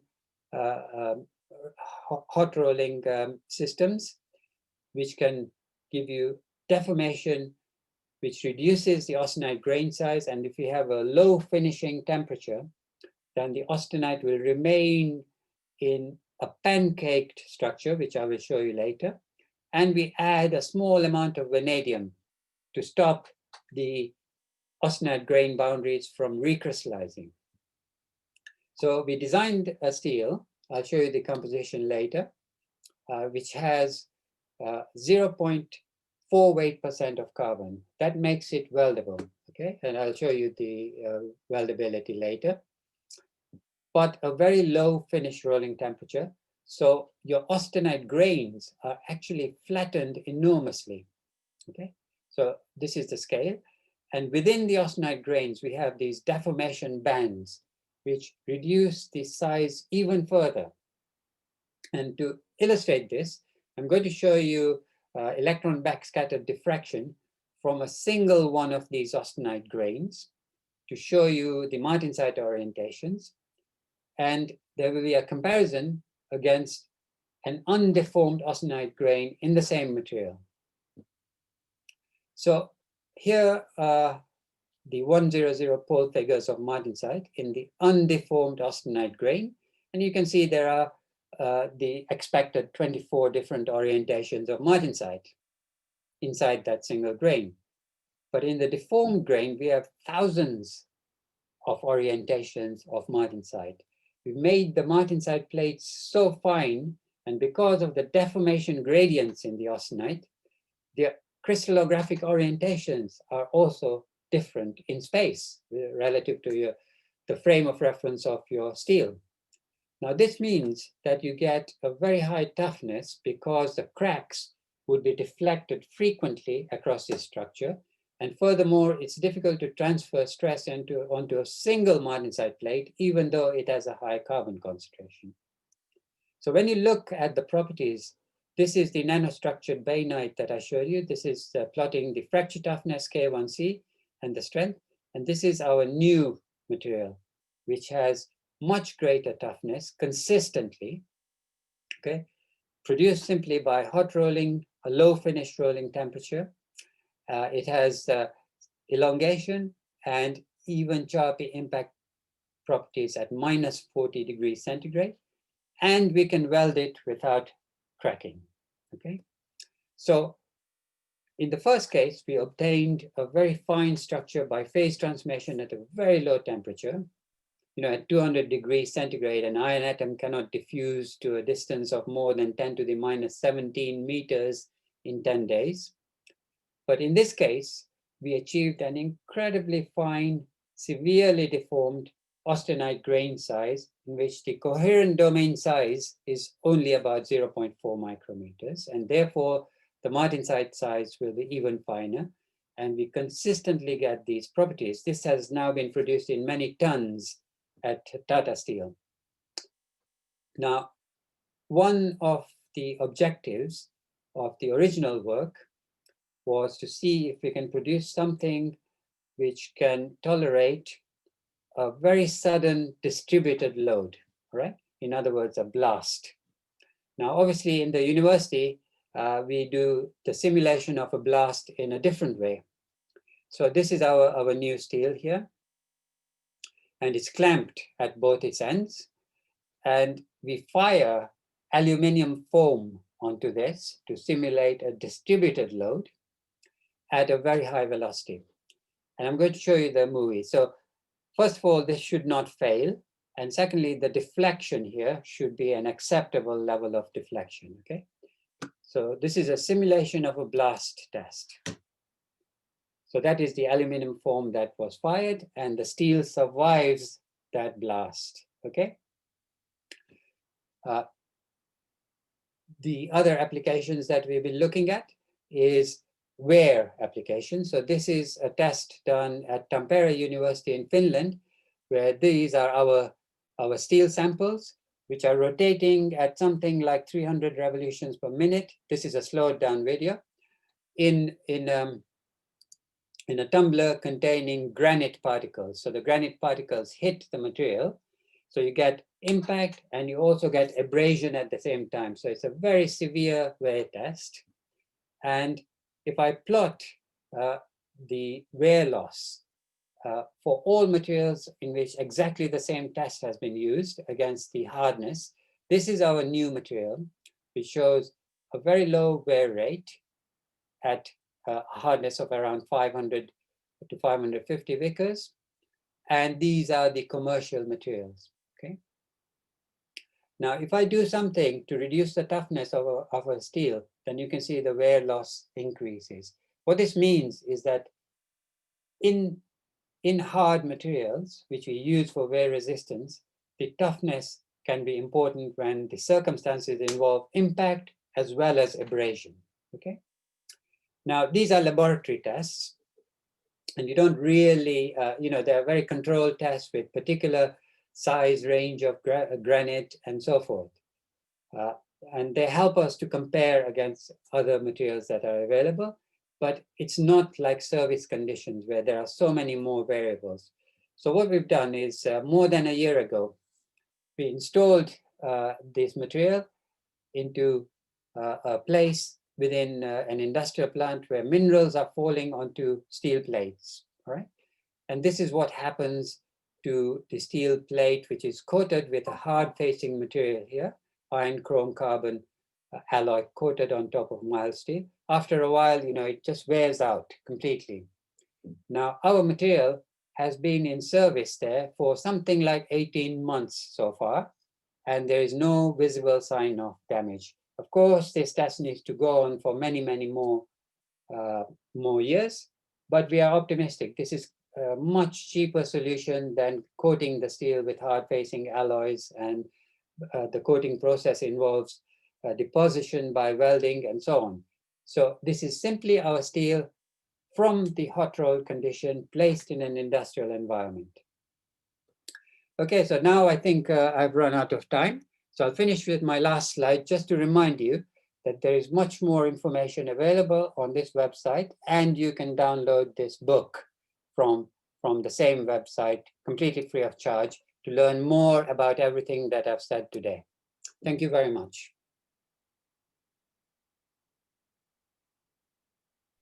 So thank you, Professor Badesia. So for the participant, please ask directly to Professor Badesia. Just unmute, or you can write on the chat box. Maybe we have a question from. Can you read the chat box, Prof? Yes, I'm just opening it. So let me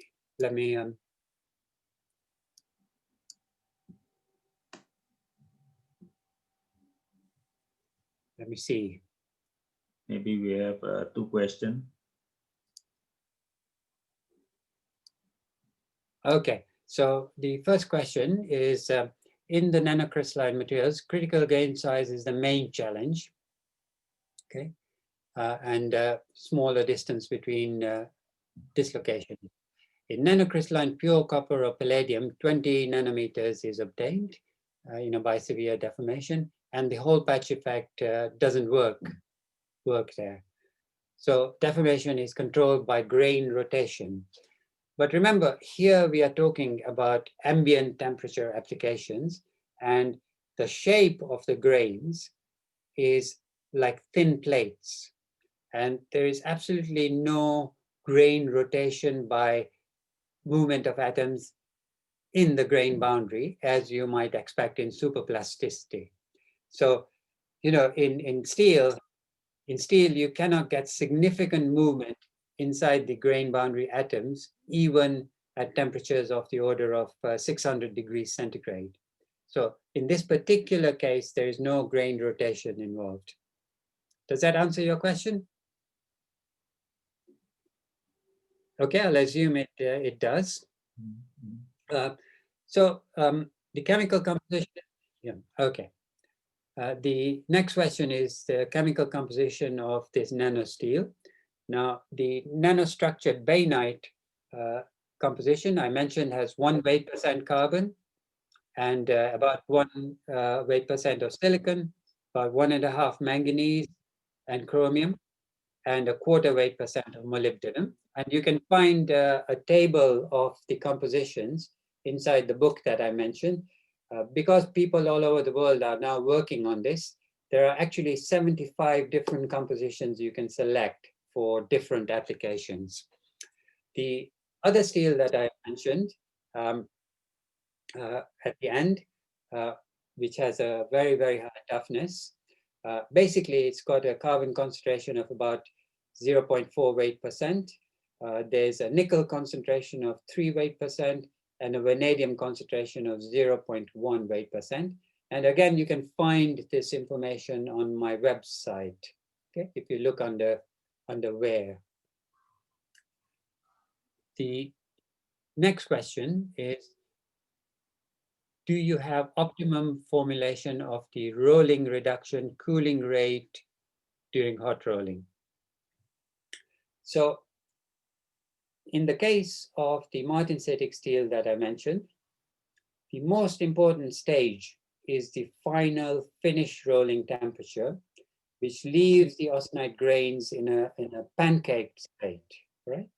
And that has to be a low temperature by conventional standards. So it's of the order of 800 degrees centigrade.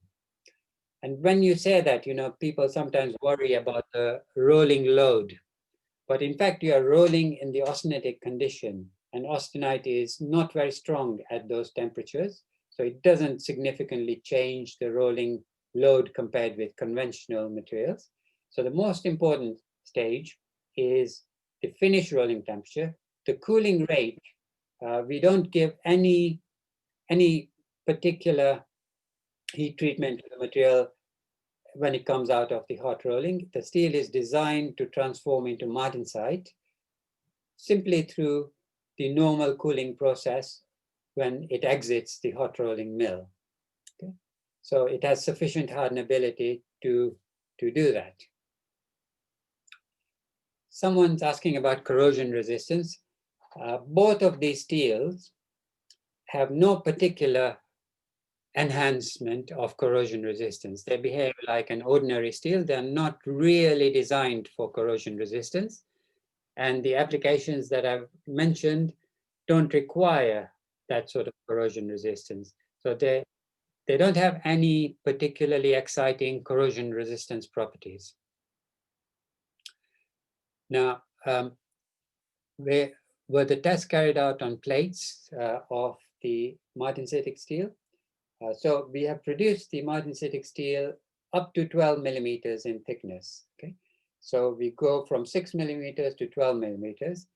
And because there are some applications, we are trying to get that down to 2 millimeters, which is quite hard to do with just hot rolling, but there might be a cold rolling stage involved in that. Okay, so we've done that up to 12 millimeters thickness. The chemical composition I've already mentioned, and the full details are on my website. Someone is asking about high strength low alloy steels, but that's a completely different class where, you know, the strength levels are usually below 700 megapascals, okay? Or even lower. For example, the building steels for high-rise buildings would have a strength of only 400 megapascals, because there is absolutely no advantage in having a high strength. You have to have a certain thickness for elastic rigidity, for example. Okay, so if you make a beam for a building out of very high strength steel, I mean, there might be many other problems, but first of all, it will be very thin, and therefore you get deflection, okay, elastic deflection. Just like an aircraft wings, when the aircraft is on the ground, the wings will actually droop like this because of the accumulation of elastic strain along the length of the wing. In high-rise buildings, that's a much bigger problem because the wind can make the building rock, okay? So on my website, if you search for T101, the Type A 101 building, you'll see that from the 96th floor, they suspend a 90-ton steel ball, which is there to damp the vibrations of the building, without which you would get a 1 meter movement on the top floor. Okay, so now the movement is less than 1 millimeter because of the damping system. So you cannot exploit high strength in all applications. Bridges, etc. They need properties other than just strength and toughness.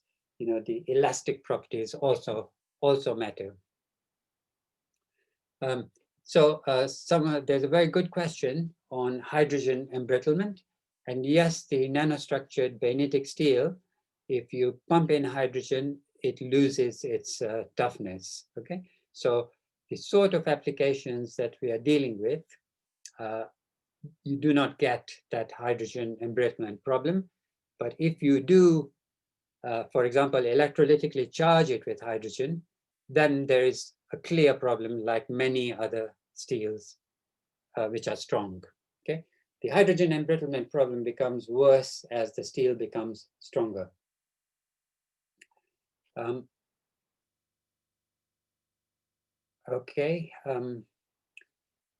There's a question about introducing fibers inside the matrix by, for example, composite manufacture. There are many studies like that, but you're making the material expensive, okay? Very expensive to introduce fibers inside a steel matrix. And there might be some applications for which that's necessary. For example, we make special alloys by mechanical alloying, all right? So we mix the iron and the alloying elements together with yttrium oxide. Yttrium oxide is like a ceramic, and then put it into a tumbler to mechanically alloy. And the reason for this is that the yttrium oxide particles are very good sites for the nucleation of bubbles when you irradiate the material with neutrons. So you generate helium inside the material, and the smaller the bubble size, the greater the amount of helium the bubble can hold. So if you introduce lots and lots of yttrium oxide particles, then you can hold a lot of helium inside the material without the steel swelling up.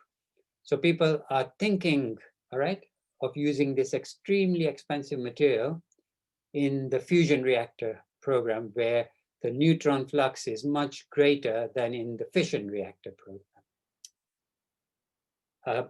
Fatigue properties, yes, lots of fatigue properties have been studied, including the smooth tests. Now, in the case of surface-initiated fatigue in smooth tests, the material performs extremely well because, normally the fatigue resistance increases as you increase the strength of a material. And people have also done fatigue crack propagation, which will give you a value of the threshold crack propagation. In other words, the initiation of crack propagation being roughly 1/3 of the total fracture toughness. Again, all those are reviewed in the book that I mentioned, which was only published in 2015. Okay. Now, the problem. So someone is asking, can we produce nanostructured bainite in a low carbon steel? Depends on what you mean by low carbon. If you say a weldable steel, it's not possible because we have to reduce the transformation temperature. Now, we investigated the possibility of using a low carbon concentration and increasing other alloying elements like manganese to reduce the transformation temperature. But there is a fundamental difficulty that the martensite start and the bainite start temperatures are predicted to merge, right? So you completely lose the bainite transformation. Again, that is discussed at length in my book, but you cannot suppress the transformation temperature just by using substitutional solutes. So I think the best you can do is of the order of 0.6 weight% of carbon. And there are, within the list of 75 different compositions that people have been working on, you will find something with 0.6 of a weight% of carbon. The main factor controlling ductility in the nanostructured bainitic steel is the austenite. And what you need is that the amount of austenite should be sufficient for percolation. In other words, if I start inside the austenite at one point, I should be able to travel through the steel only going through austenite, right? Because once the austenite loses percolation, you are loading the martensite that forms from the transformation of the austenite, okay? And that martensite will be less tough than the austenite. So you need greater, the percolation threshold is about 10 volume% of martensite. So you need to have approximately 20 volume% of austenite in the structure to get sufficient ductility in the material. Now, someone is asking, what is the ultimate tensile strength that we could achieve in alloy steels? Now, normally this is not a question an engineer would be interested in. They would present you with a basket of properties, okay? This is what I need. They will say, look, I need this strength, I need this toughness, I need this level of corrosion resistance, fatigue resistance, and I need to produce in these dimensions. So it really depends on what component you want to produce. And what I would strongly suggest to everybody is that never start a research project just focusing on strength. Think about what you would like to do with it. It is very easy to produce something very strong without thinking about what other properties you need. And this is why graphene and nanotubes have basically fallen by the side in terms of structural applications. The previous talk was about functional applications, and I think that is where the future lies for these materials.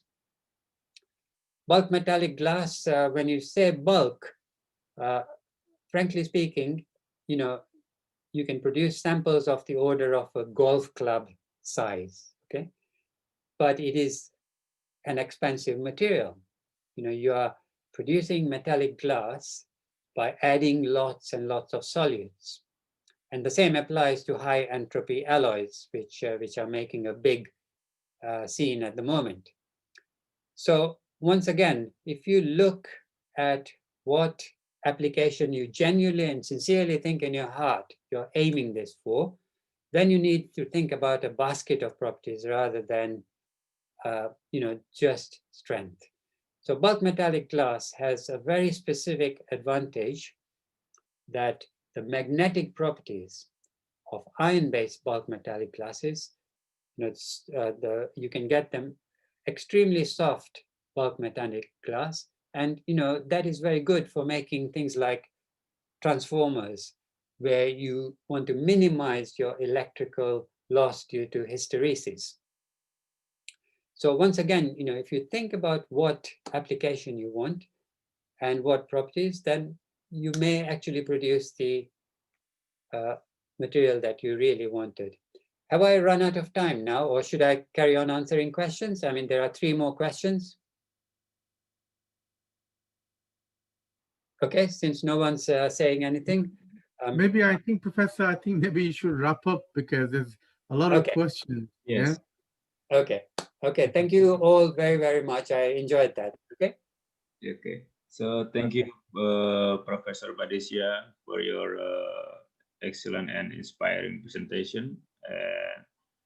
To be honest, I have invited you because I know you are the expert on this research topic, and I'm sure that all the participants agree that you are a very good teacher in this seminar online. So that's why I'm really happy to have you here, to have also Dr. Michael and Dr. Nasar, because all the people, especially in my country, they need to know or to read more about the expert in metallurgy, for example. And one of the best example is Professor Badesia. Thank you very much, and thank you for organizing this. Okay. Thank you, and I'm sorry because the streaming is not go to your account, but to my department YouTube. So I will send the record to you and to Dr. Nasar Ali. Thank you very much, Professor. Thank you very much, Dr. Nasar Ali and Dr. Mikhail, and to all the participants. Thank you very much, and good afternoon in Europe and good night in Indonesia. Bye. Bye. Bye.